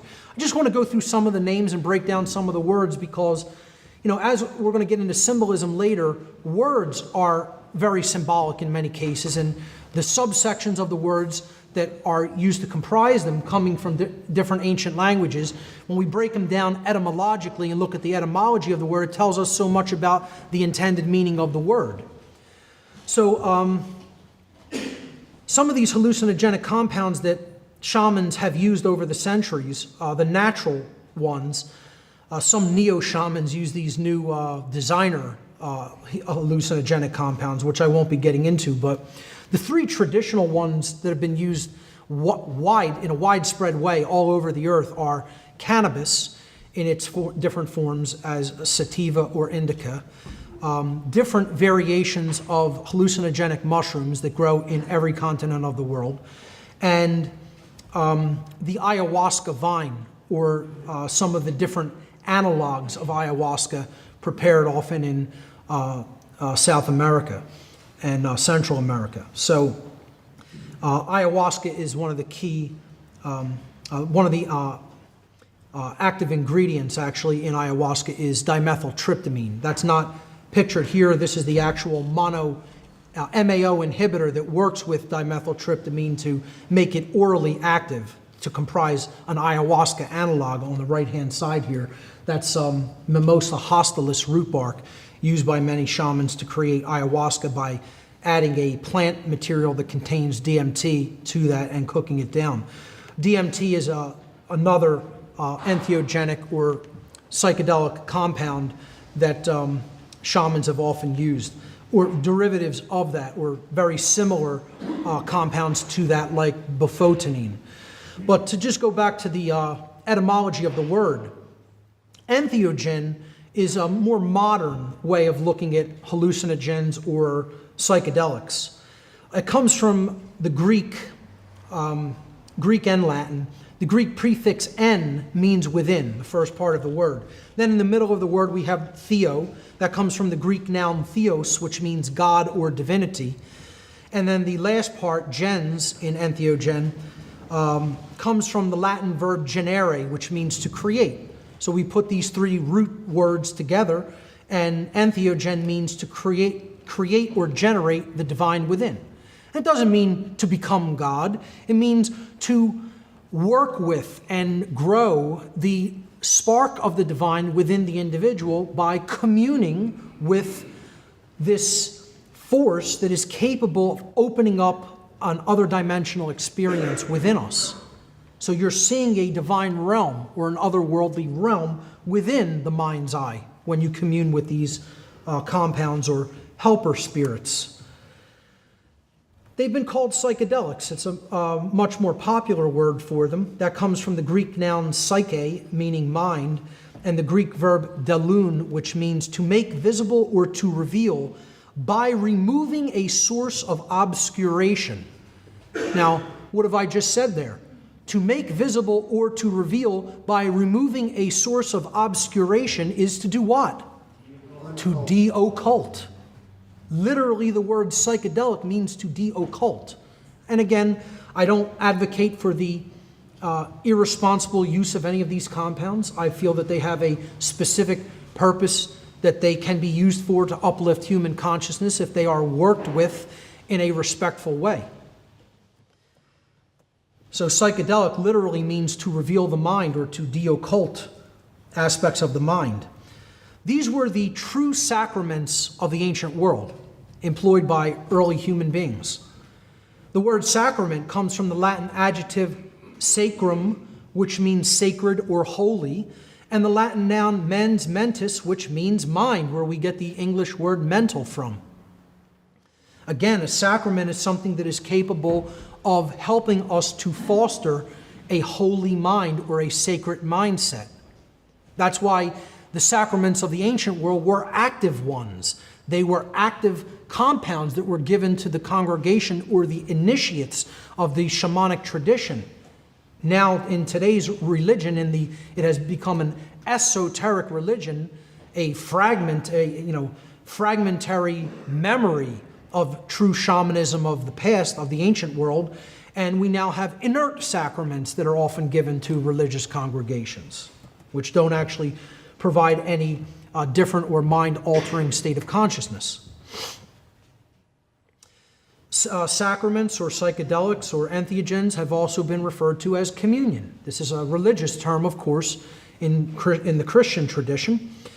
It comes from the Latin preposition com, which means together, and the Latin verb munere, which means to build or to strengthen or to fortify or to protect. So when we look at the word tradition, etymologically, it actually means to build together.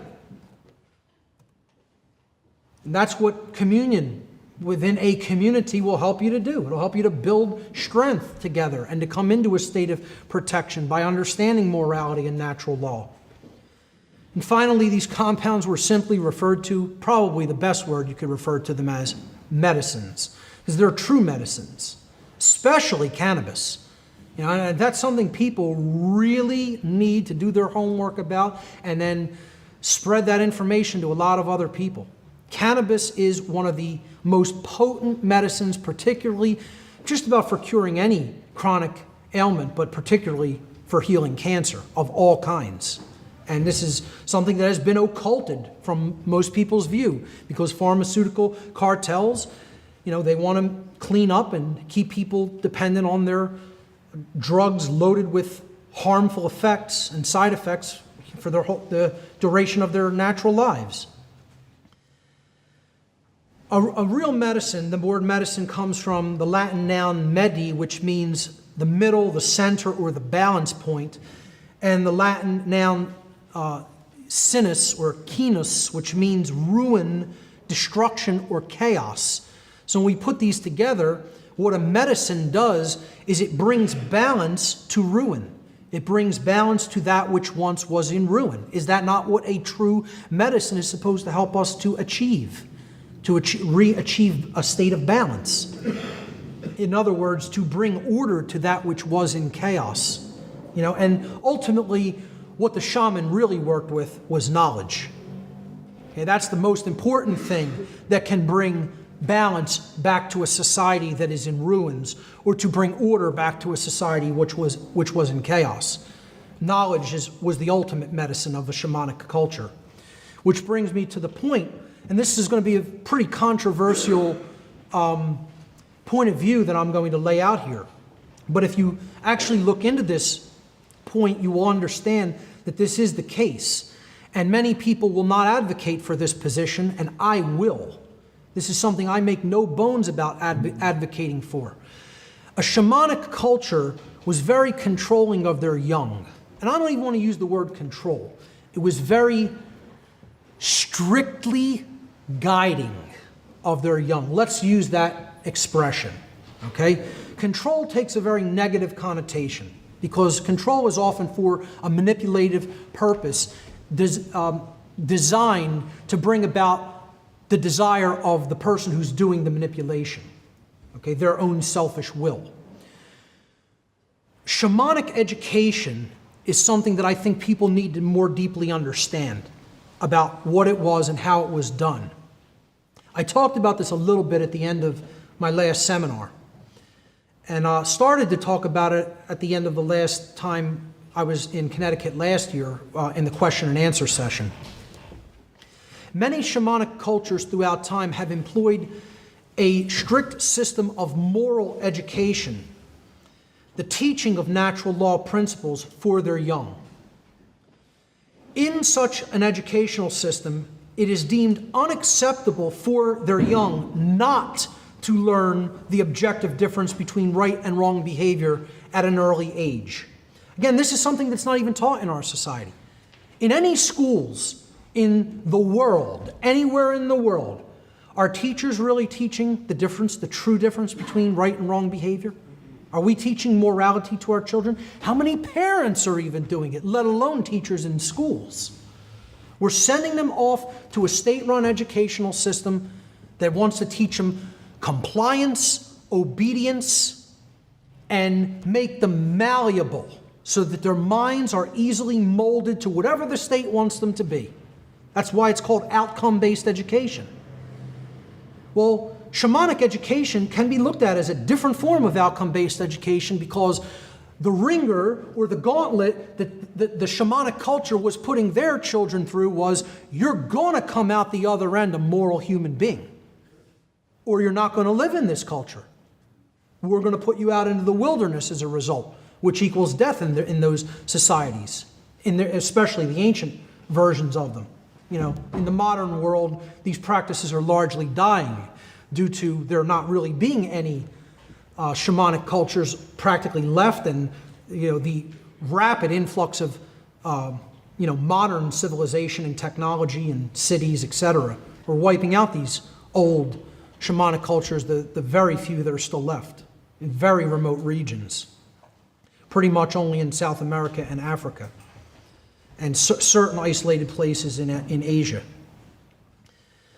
So the small percentage of those children who proved unable or unwilling to learn such moral sensibilities during their childhood may have often been ostracized from the shamanic culture upon reaching adulthood. They were recognized as the psychopathic, primarily psychopathic beings within that culture, and the shamanic culture would not tolerate their presence. They would just take them to the edge of the village, say, don't come back here. If you come back, it will be considered an act of aggression and you'll be dealt with. So the forest will deal with you. And that's it. And you're on your own, and if you can survive there, that's fine. But if not, don't bring your immoral presence back into our culture. And I advocate for this methodology. So such child rearing methods, and again, this is because, I'm not saying you want to be a total domineering parent over your child. What I'm saying is a child is literally like a blank hard drive. Literally. And it's a hard thing for people to swallow. They don't want to accept. We come in with some inherent capabilities into this reality. But largely, what we become in our adult years is the product of what goes into the individual during their childhood developmental years. And this is something that is highly unpopular for most people to hear, and they'll fight with it to their bitter death, not for it to be that way. Because they don't want the responsibility of having to program the young properly, to put the software into that hard drive, to lay down the operating system, to lay down the format, to lay down the operating system, and to lay down the good software without bugs into that mind. They don't want that. They think it's just magically going to work itself out, or they can turn the child over to the state, or God forbid, even worse, the television, and magically they'll grow up fine. Well, it doesn't work that way, folks. And that's part of the problem of this whole society, is we largely have a society of abandoned children running around this planet that didn't have a moral upbringing by their parents. I know I didn't. That's what led me into the dark occult. I was an ignorant child thinking I knew what was really going on in this world. And that's what pushed me right into the arms of Satanism. Because I didn't receive a moral upbringing at all. Everybody can say to an extent, our parents tried to get us to be good people. It's not good enough. Doesn't cut it. Sorry to burst your bubble. Get as offended as you want. If parents can't definitively teach objective knowledge of what is right and what is wrong to their young, there is absolutely no possibility of that child truly growing up as a true moral being. I didn't receive that information, that knowledge from my parents, my grandparents, or anybody else in my family. I received it from strangers who cared enough to either talk about that knowledge, record it in video presentations, record it in audio presentations, or write it down in books. And that's who raised me. Strangers raised me. No one in my family. And that's largely the case in most people's family. Those who do have family members who truly raise them are blessed individuals. And be thankful for those individuals in your life. What the shamanic culture, just to wrap up this slide, such child rearing methods are one of the many reasons that shamanic cultures often display extremely low incidences of crime and mental illness compared with other cultures. They knew a simple principle. If garbage goes into a complex system like a computer, inevitably, invariably, garbage comes out of it. If you program a computer with a bad file system format, a bad operating system, bad software, you're not getting good output on the screen, on the printer, on the internet, or anywhere else the information goes out to. Not possible. You put good quality information and coding into that computer, you're going to get quality out of it. And that is largely how a human being works. I'm not saying we are computers. I always make that caveat because there's always people who say, he's getting up here and saying we're all computers. Not what I'm saying. I'm saying our fundamental thought and behavioral processes largely work like a computer, that if you put good information in to be taken in, understood, and then acted upon, then you're going to have good output through behavior. If you have bad information that you've fed that to, and that goes for bad food that you're putting into the body, bad information that you're programming in through media and through the school system, etc., you can only get garbage output on the screen of life called human behavior. And this has to be deeply understood because we're not truly educating our young at all, certainly not in a moral sense. That's shamanism in general, in a nutshell. Again, I'm only going to cursorily touch on these. That's all time allows for. The Comitian tradition. Okay, this is the ancient Egyptian system of moral teachings. The ancient Egyptian system of occult practices and beliefs. The Comitian people were from Egypt, which was then called Kemet, or Kem, simply Kem. You could say it was Kemet. KMT is how it's transliterated into English. Kem or Kemet means the black land. The word black in Egyptian is Kem. So the original name for Egypt was Kemet. There it is in Egyptian hieroglyphs. Kemet is derived from the word Kem, again, a shortening of Kemet. And the word Kem means black or dark in ancient Egyptian. The term may have referred to the darkness of the soil of ancient Egypt caused by the mineral deposits left by the yearly overflow of the Nile River in the Nile Valley. The English word Egypt is derived from the Greek Aegyptos, which means, that was the Greek word for the ancient capital city of Egypt, named Memphis.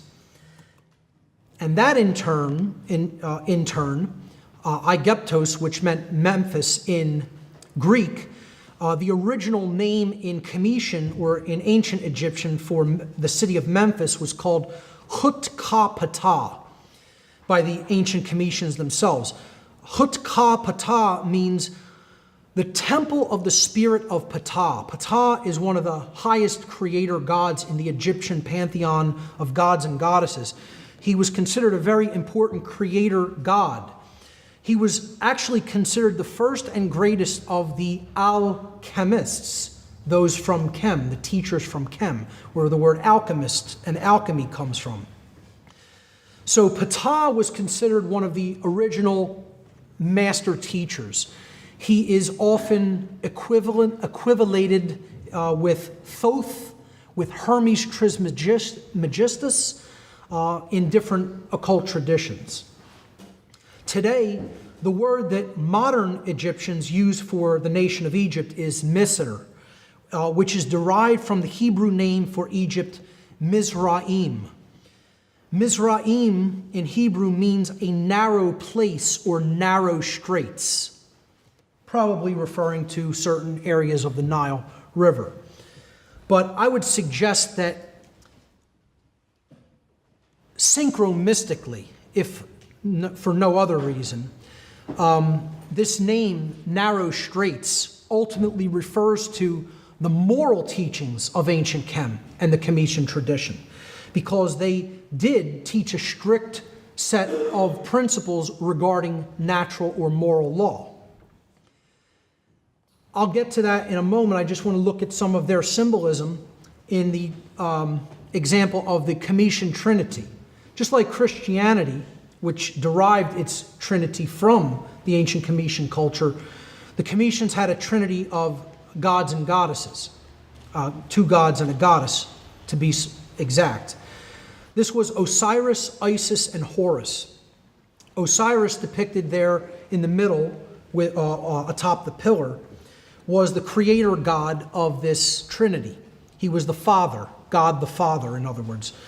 But what he symbolically represented in this allegorical symbolism of this trinity was the creative essence of the human being, which is the thought process, the mind.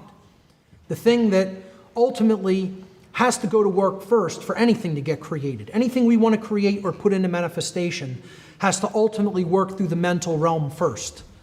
You want to build a computer, you want to build a podium, you want to build a home, any piece of technology, it has to exist first in the realm of mind. It has to be thought about archetypally, the need for it, its purpose.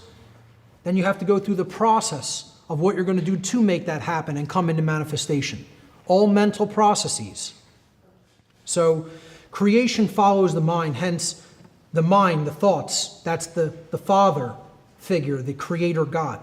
And that's what Osiris represented. Isis was the goddess figure in this trinity, depicted on the right. She was the divine mother, or in other words, the emotional aspects of the being, the spirit in which we do something, our spiritual essence, the sacred feminine essence. And then when those two things come together, our cares, our desires, our spirit, combined with our mental faculties of the mind, then what happens? We act in the world. And something is generated as a result. And this was Horus. He was the male child because he represented action, the masculine principle. And he was considered the savior figure, the one that was ultimately born to redeem the world through right action. Right action is what's ultimately going to redeem the world. And you can only take right action if you have right knowledge about the difference between right and wrong behavior. So he represented right action, that which we do with our body. It's a sacred masculine force. Very powerful if we understand the Trinity as such, that it is just different aspects of our own consciousness, thought, emotion, and action. Again, here's more Comitian allegorical symbolism through their statues.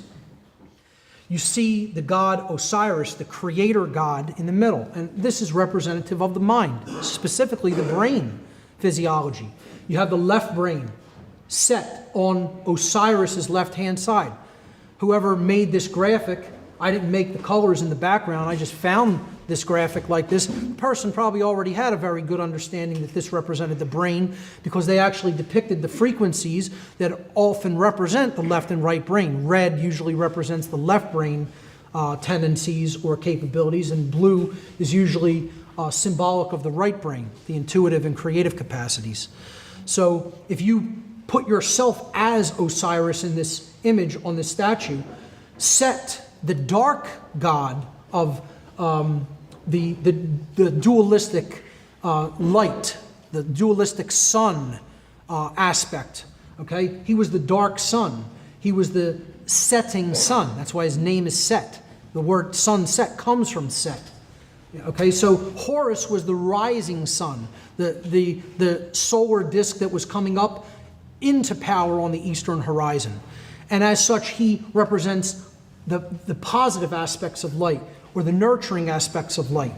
Okay, light coming into our presence and operating through the creative mind, operating through the right mind, through the compassionate and nurturing qualities, the sacred feminine, in other words. And Set kind of represents in this image logic and the left brain mental capacities without the balance of that sacred feminine force of truth and upright action that Horus represented. As such, Set was always a mischievous character in the Egyptian pantheon and the Egyptian stories, their allegorical stories. And he fought against Horus and ultimately conquers him and banishes him into the underworld where they have to do battle. And Horus has to use his willpower to conquer Set and then rise again on the eastern horizon to rejuvenate the world through light and right action. It's an allegory about knowledge and how knowledge can be used for good or ill. And if you use just pure intellect without the balance of the right brain, morality and compassion, then you're going toward a dark path. The Egyptians had no word for death, but in the Comitian tradition, during the direction that the setting sun was setting over the western horizon, they called, if you had passed on into the next realm, they called it westing. Moving to the west was their term for death. That's it. And again, that's the opposite direction of the rising sun. It's going into a place of darkness and a place of the unknown. And we'll look at that when we look at Freemasonic symbolism a little bit later. Another aspect of the Comitian tradition was the goddess Ma'at, perhaps one of the most powerful allegorical representations was Ma'at. There was no higher god or goddess than Ma'at, because she represented natural law itself. She was the law. Okay? So the goddess Ma'at represented truth, law, and justice among the Comitian people. The purpose of coming into harmony with the teachings of Ma'at, this mother goddess figure, was to learn how to avoid self-inflicted chaos by learning the laws of morality, and thus not generating chaos for yourself by choosing wrong action. And the society would thus not generate social chaos by choosing wrong action in the aggregate. As a whole culture, they would definitively, objectively know the difference between right and wrong behavior as a whole, and therefore they would embrace Ma'at and not go into a state of self-inflicted chaos. The Comitians taught what is known as the negative confessions of Ma'at. I call these apophatic confessions, coming from the Greek term apophasis, which means to say that which something is not. To say that which something definitively is not and has nothing to do with and is nothing like. That's the process of apophasis. You're going to say, well, if I want to describe right action, what do I want to really convey about it? I want to say it is the opposite of action that is employed toward a harmful end. It does not create harm to another being when I take that action. That's an apophatic definition of what a right is. Okay? So there was a whole laundry list of apophatic confessions, or in other words, things that you had to say in the afterlife realm to this goddess when you went into the realm of judgment upon dying, that you did not do. She didn't want to know what your works were. She wanted to know what your works were not. So she wanted to look at, here's all the harmful things you could do in a life. I won't read them all. It's a whole, huge, again, list of things. But she wanted to know, did you not engage in these things? And if you did not engage in these things, then I can say you truly were a good being. You truly understood the difference between right and wrong because you didn't do any of these wrong behaviors. Okay, this is what people want to make constant justifications for, and say, oh, we don't need to know the real definitive difference between right and wrong. We could just listen to somebody else or, do what they're telling us to do and take it on faith. To really know natural law is to know what actions we do not have a right to do because taking them is harming another being or their property, their rightful property. So what I would say in my analysis of Comitian philosophy, particularly when it came to their apophatic sense of morality, is this was the real narrow straits that we're talking about. It was a very narrow pathway that they defined morality to be. And in the allegorical story of the afterlife, when you went into the hall or chamber of Ma'at, the god Anubis would take the initiate or the dead being's heart, and they would weigh it on Ma'at's scale. And this represented, did they have a light heart? Did they truly understand the difference between right and wrong? Did they try to live that way all the time? Did they not make excuses and justifications? And she would put this feather depicted in her headband there, a blue feather on the other end of the scale. And if the heart outweighed the feather, that meant that the person really did not have a true understanding of morality, and their soul would kind of be recycled and have to go back and learn more spiritual lessons in another life. And if it did weigh either the same or, not outweigh the feather, then the allegorical story was that the being had become a being of light through their knowledge of the difference between right and wrong. And allegorically, the Comitians taught that then that being would be able to go to a different star system or actually become a star and shine their light to other civilizations. A very beautiful symbolic allegory dealing with morality, specifically an apophatic variant of moral teachings. One other piece of symbolism that I used as the cover image for this seminar was the Great Sphinx of Egypt, who I call the guardian of the mysteries, and many other occultists have referred to as the guardian of the mysteries. Again, some people think that this was originally the image of the original alchemist Ptah, possibly having changed over the years, the visage possibly being weathered away by different natural forces, particularly water. A lot of revisionist Egyptologists and revisionist historians have clearly demonstrated that there were deluges and floodwaters in that part of the world over 10,000 years ago, 11,000 years ago, and the Sphinx's weathering is clearly water-derived. But it looks like the face has been redone on the Sphinx to represent a modern zodiacal reference of Leo combined with Virgo, the feminine visage of this great Sphinx. Also, you could look at that as representing the feminine aspect of natural law. So really what we're looking at here is a zodiac in stone representing the rising of the sun during the spring equinox at approximately 12,000 or so years ago. Let's look at the tradition of alchemy, the occult tradition known as alchemy. Again, this came out of the Egyptian tradition.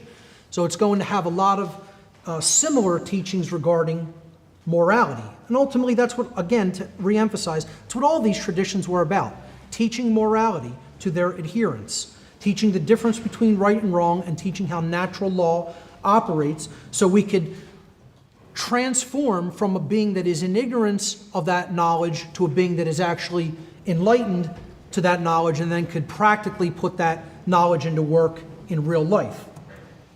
So, I call this section Alchemy Out of Darkness and Into Light. Alchemy literally means from chem. Al is a prefix that means from or related to or out of. And then chem, of course, meant black in ancient Egyptian and was often the name used for Egypt. So it was from darkness, out of darkness. Alchemy is an occult tradition taught through allegories. An allegory, again, is a cryptic story, poem, or picture that can be interpreted or decoded in order to reveal a hidden meaning, typically a moral lesson. Again, as we were breaking down those statues in the Comitian tradition, allegorically, what lesson were they trying to communicate to people by building statues? And you'd have to know the background of the story of these gods to really be able to decode what the allegory is. Showing that statue to somebody who's never heard of Horus, Osiris, or Isis wouldn't really do much. But if you understand the verbal traditions and the written stories about those gods, then you understand what they represented and the allegory can be decoded. That's how occultism works. It works through relational and correlative thinking. So the alchemy is taught through allegory, through symbols and allegory, as many occult traditions are. In the tradition of alchemy, it is asserted that all base modes of human consciousness, which are called base metals in alchemy, again, in alchemy you're dealing with the transmutation of metals from one form into another form. But they're not really talking about metals. Okay, they're talking about qualities of human consciousness. That's what these metals are. They're modalities of consciousness. So it's taught that the base modalities of human consciousness, or base metals, are actually imperfections of pure consciousness, or what the alchemists symbolically called gold consciousness. And that all metals are ordained by nature to become the perfect, quote, gold of the sun, or in other words, enlightened consciousness or enlightened beings. The alchemist then seeks to remove from his or her thoughts, emotions, and actions their disorderly imperfections or base characteristics in order to bring them to their true state of natural order, in other words, harmony with natural law, and to transmute them into, quote, alchemical gold, which again represented the purification of mind, body, and spirit. Now notice this is again an apophatic tradition. It works through a negative pathway. You're starting with something and you are breaking it down and removing the impurities. You're not adding something to it, you're taking away something that is already there. And this is representative of we are polluted with so much bad information, with bad programming, with beliefs that don't serve who we really are, with beliefs that don't give us an accurate understanding about how nature and the laws of consciousness work. So we need to get rid of those impurities, to take them away from ourselves, to break them down and to decalcify that which has become rigid and hardened. And it's like ossified like bone. And that's what the hardened ego is like. And it's to break that down and to carry it away, to dissolve it and remove those impurities. Some of the symbols in the symbolic tradition of allegory, very simple, basic, rudimentary ones. There's so many of them, you can get lost in them all. But there were elemental forces that the alchemists wanted to convey information about and basically define. And they had a symbol for them, and then they interpreted that allegorically. And here's some basic ones. The symbol of earth, an inverted equilateral triangle with a line going through about the 2/3 point if you take the measure from the base to the apex. The symbol of earth represented inherent characteristics of the being, their talents and resources that they may have developed or that they had a proclivity to or an inclination toward. Perhaps something that was inherent, that they maybe came in with a tendency for. So air represented the intellect, and that is the pure intellect, meaning the left brain modality, our ability to compute, our ability to define things logically, our ability to break things down, analyze, etc. Water, the inverted triangle, represented emotion, intuition, and creativity. Again, that sacred feminine essence, dealing with largely emotion and the sacred feminine qualities. And then fire, an upward pointing triangle. Again, we've seen that inverted triangle in water representing the chalice, called the chalice in many older symbolic traditions. And the element of fire in alchemy was the upright pointing triangle, which represented the blade, or again, a rudimentary masculine phallic symbol representing action, willpower, and courage. Okay, the actual ability to create change within oneself and to go out and create change in the world. Then there was a fifth element. So you have earth, air, water, and fire, and then you had the quintessence, meaning the fifth essence. The fifth element was spirit, represented by a solar wheel with 8 spokes, a circle and then an eight-spoked cross in the middle of it. This represented the divine spark or the divine essence within all of us. You know, the essence of the source, or the creator, the underlying intelligence in nature, which is ultimately present in everything within nature, including us. Alchemists speak of something called prima materia, or starting matter. Starting substance is what prima materia was. Again, the starting substance is the human being that needs to be purified, that needs the impurities removed from them so that they can come to a more clear and accurate and de-occulted understanding of the laws of nature. The starting substance, or prima materia, is used at the inception of the alchemical work, the beginning. Silver is considered to be one of the starting substances. There are others, but silver is one of the main sources of prima materia in alchemy. The alchemical symbol for silver is the moon, or is associated with the moon. Because silver represented, in alchemy, the feminine aspects of the human psyche, including the attributes of intuition, inner wisdom, compassion, open-mindedness, and contemplation. And that's what you need to begin. You need that sense of open-mindedness, of desire, of willing to learn, willing to open yourself up and receive. Okay, the truth is always out there, but we have to be open to receive it. That's a feminine quality.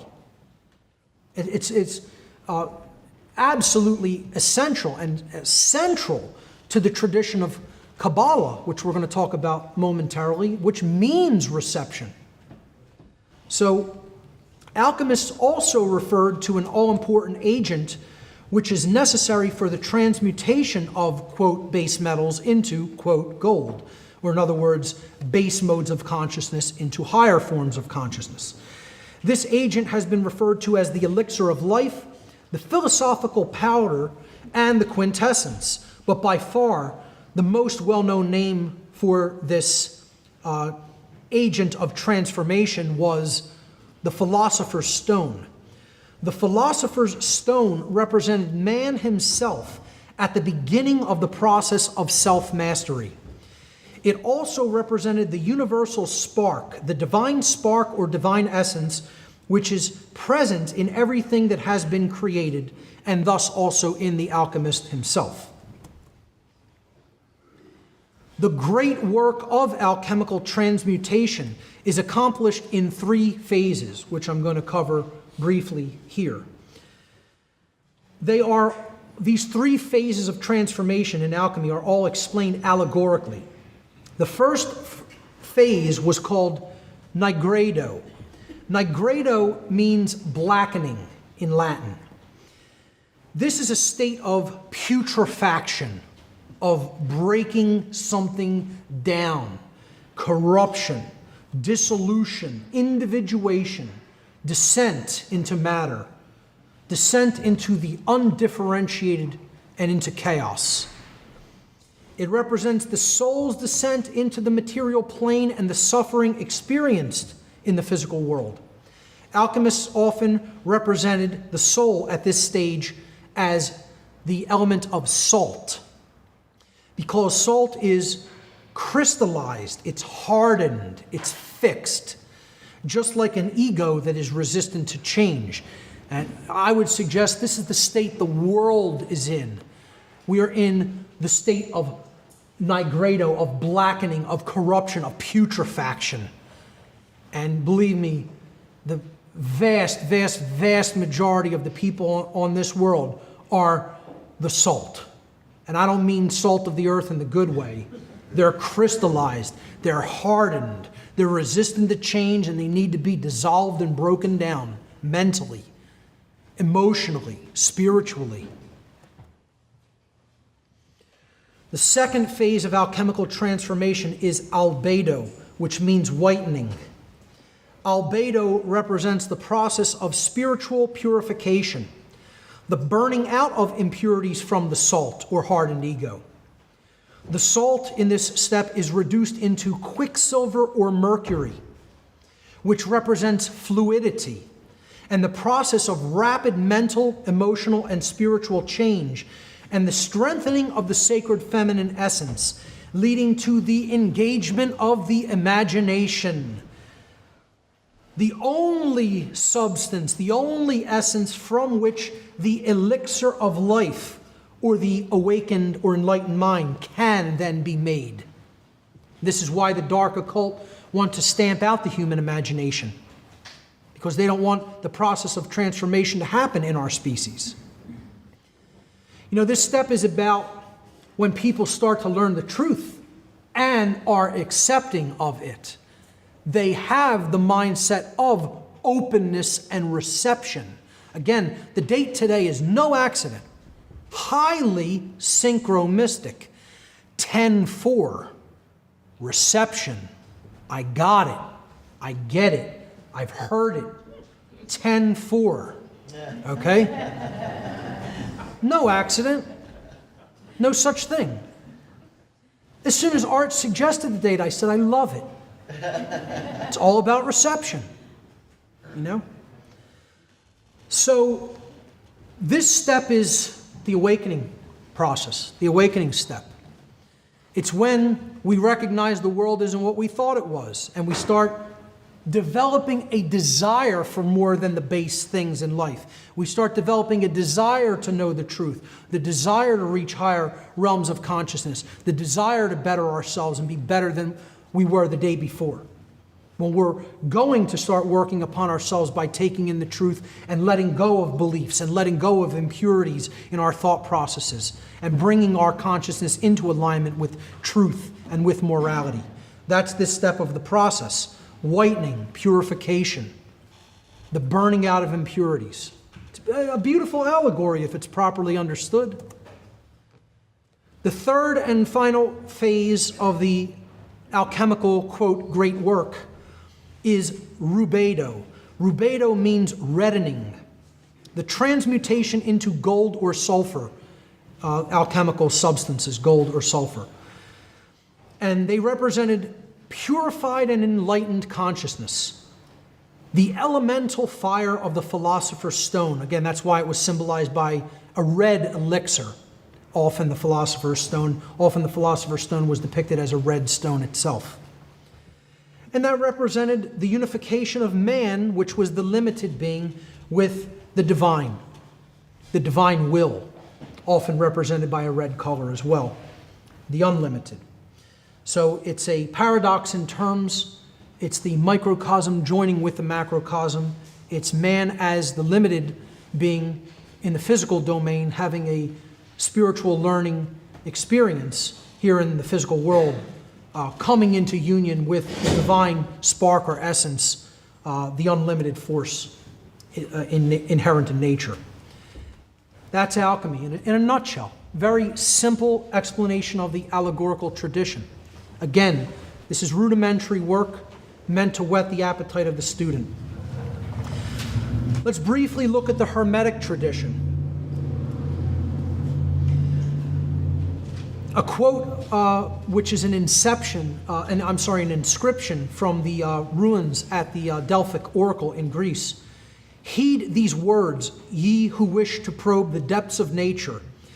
If you do not find within yourself that which you seek, neither will you find it outside of yourself. If you ignore the wonders of your own house, how do you expect to find other wonders? In you is hidden the treasure of treasures.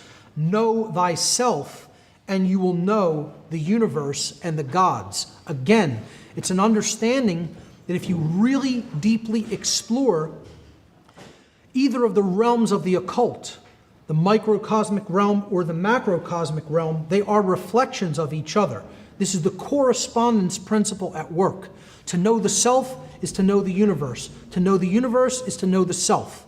It's to understand the dynamic interplay between free will and natural law, a theme that comes up over and over and over again in occult traditions and teachings.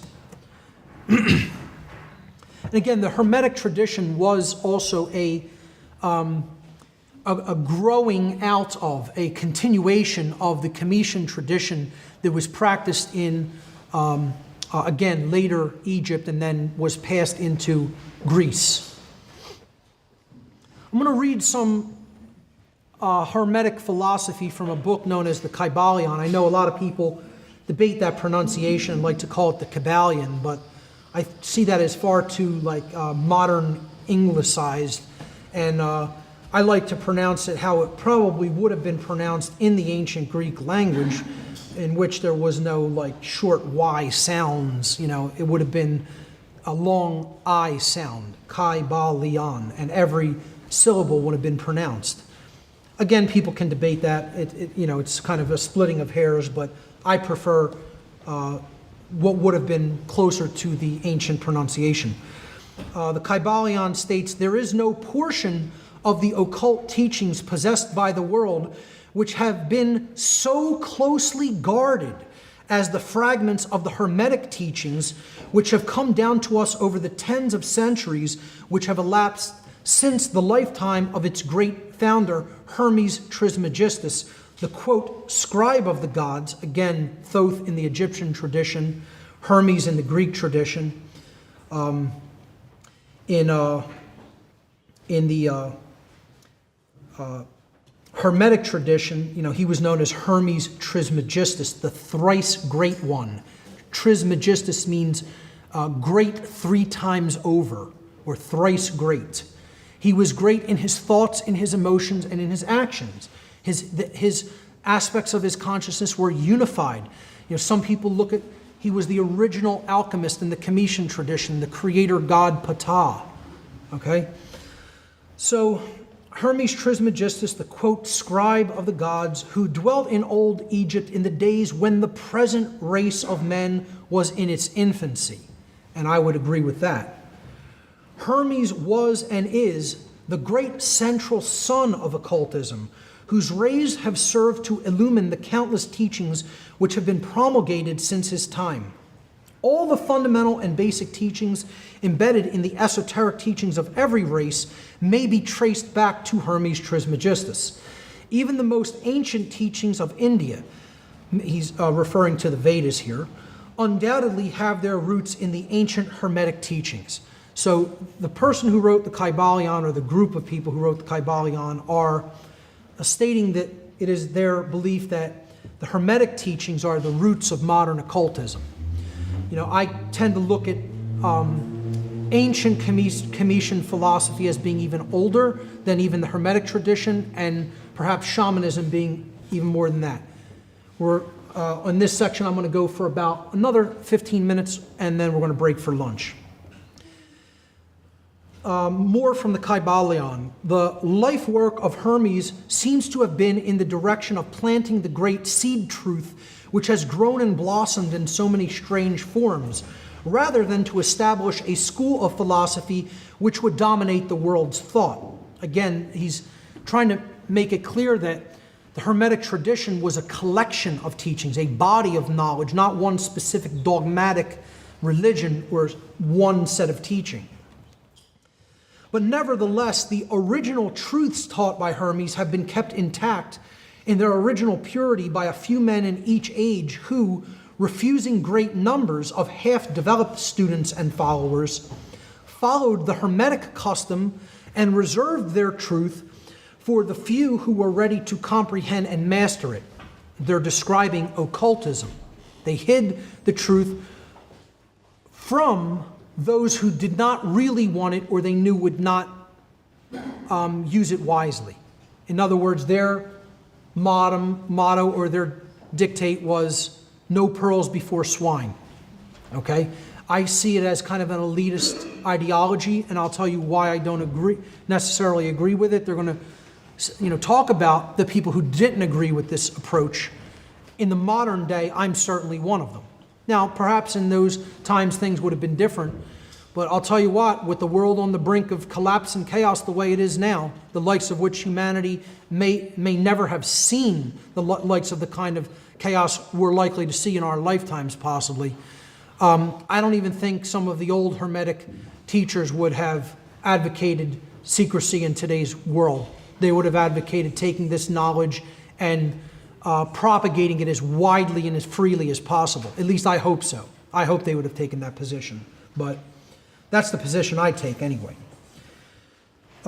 They followed the Hermetic custom and reserved their truth for the few who were ready to comprehend and master it. From lip to ear, the truth has been handed down among the few. There have always been a few initiates in each generation in the various lands of the earth who kept alive the sacred flame of the Hermetic teachings, and such have always been willing to use their lamps to relight the lesser lamps of the outside world, when the light of truth grew dim and became clouded by reason of neglect, and when the wicks became clogged with foreign matter. There were always a few to tend faithfully to the altar of truth, upon which was kept alight the perpetual lamp of wisdom. These men have never sought popular approval, nor numbers of followers.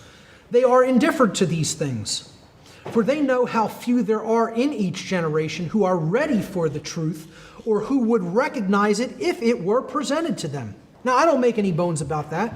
Yeah, there's few people who are very prepared and ready to receive truth, and if it's presented to them, they're going to accept it readily.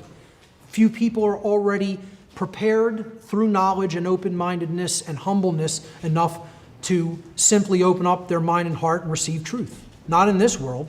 I know that's not how it happened for me. I suffered beating the red-hot sword with the iron hammer. in a forge of suffering. That's what got me to finally wake up and break my ego down. You know, hardcore fire of purification did it for me. But, you know, I speak this information to try to explain to people you don't have to go through that process. If you will listen to wisdom and truth, then you don't have to go through that deep level of suffering. But most people seem to want it. To go back to this quote, these teachers reserved the, quote, strong meat for men, while others furnished the, quote, milk for babes. They reserve their pearls of wisdom for the few elect who recognize their value and who wear them in their crowns instead of casting them before the materialistic, vulgar swine who would trample those teachings in the mud and mix them with their disgusting mental food. But still these men have never forgotten or overlooked the original teachings of Hermes regarding the passing on of the words of truth to those ready to receive it. Their customary attitude has always been strictly in accordance with the other Hermetic aphorism, quote, the lips of wisdom are closed except to the ears of understanding. Now, people could say, well, I have stated in the past, I'm putting out my work for the people who are ready to become teachers themselves, and they are ready to receive it. I've made no bones about the fact I can't make anybody take this information if they don't want to hear it, or if they're not interested. If that desire, that I symbolically represent by this orange color throughout this presentation, that sacred desire force that operates to take the person up out of the base instincts and just living, for this see the world, what you see is what you get type thing, never penetrating the surface, never looking any deeper, never going into the deeper realms of the human subconscious and the human mind, then I can't make them look at that. There's no way to make somebody do that work because that's internal work that has to be done upon themselves. I can only act as an assistant to that process of transformation through providing some information and some support. But I don't agree with this elitist attitude of don't put the information out there because these people don't want to hear it, which seems to be the spirit in which this is said. Okay, I take the approach again of egalitarian aspect or egalitarian mentality on two fronts. One, when it comes to all of our natural rights, we are equal under that law, under that natural law. And two, I believe in egalitarianism when it comes to information being presented, information which we need, vital information which we need to make truly informed decisions in life. That information should be provided freely and openly. So I don't agree with this Hermetist's attitude of don't cast pearls before swine. I'm going to speak information to everybody. Who's ready to take it will take it, and that will be their karmic choice and consequence. And who ignores it will do so at their own peril. There are those who have criticized this attitude of the Hermetists and who have claimed that they did not manifest the proper spirit in their policy of seclusion and reticence, and I would be one of those, and still am. Regardless of the statement that comes after it, I still say I criticize that attitude and spirit. But a moment's glance back over the pages of history will show the wisdom of the, quote, masters who knew the folly of attempting to teach the world that which it was neither ready or willing to receive. I don't think we have a choice now, folks. We're on the precipice of ruin, and it needs to be taught now regardless of who wants to hear it or receive it. At least all we can do is put it out there. Again, it's someone else's karma, it's humanity's karma, whether they will receive it or not. The Hermetists have never sought to be martyrs and have instead sat silently aside with a pitying smile on their closed lips while the, quote, heathen raged noisily about them in their customary amusement of putting to death and torture the honest but misguided enthusiast who imagined that they could force upon a race of barbarians the truth capable of being understood only by the elect who had advanced along the path. Okay, I think you can hear the kind of elitist attitude or spirit embedded in this, but I do also understand what they're saying. At certain times in history, you would have been tortured for presenting some of these truths about the reality of our world. And so then some hermeticists took this approach of just keep your mouth closed and let the people who don't want to receive this suffer. Again, I personally do criticize that attitude, particularly in the world today.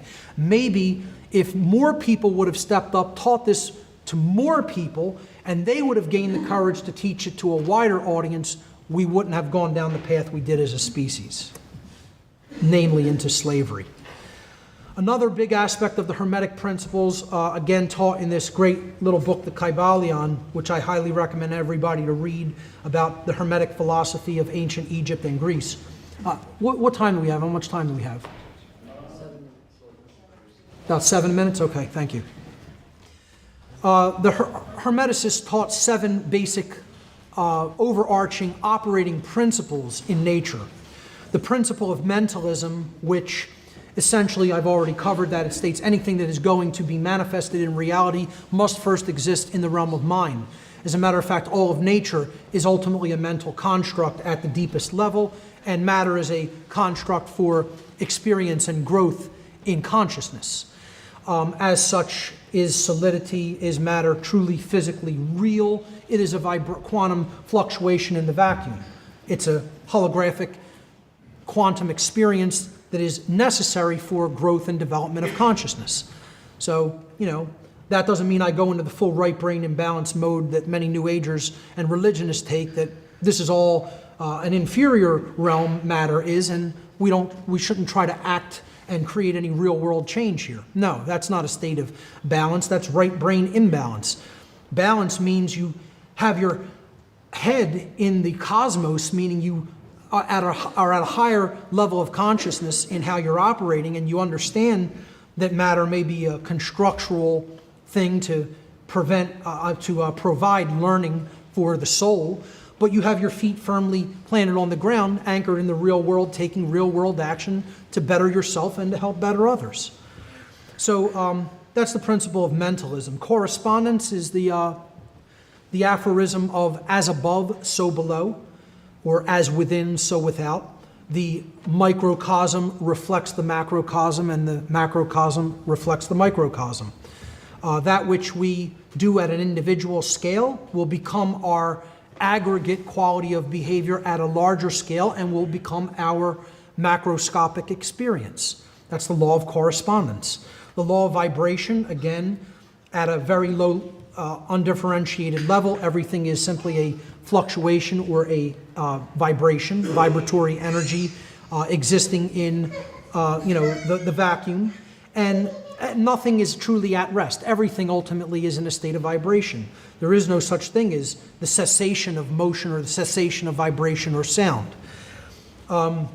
The principle of polarity, everything has poles to it, everything has opposites, everything has a kind of a spectrum of extremes, a spectrum of polarities that result in two opposite extremes, ultimately operating through the same thing, through the same medium, but seeming to have different extremes in their polarities. The principle of rhythm, everything moves in cycles and has a rhythm to it, has an up and down quality, an ebb and flow quality through time. The principle of cause and effect essentially is almost equivalent with natural law principles.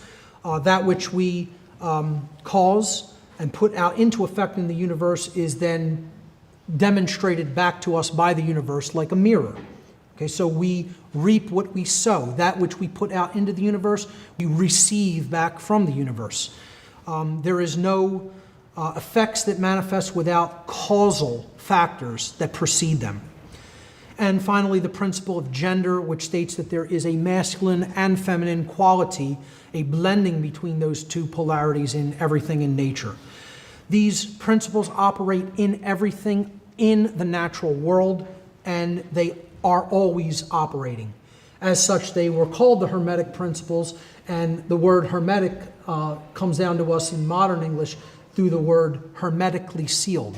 It means that it's fixed, it's operating inherently in nature, and nothing we do is going to change those principles at work in nature.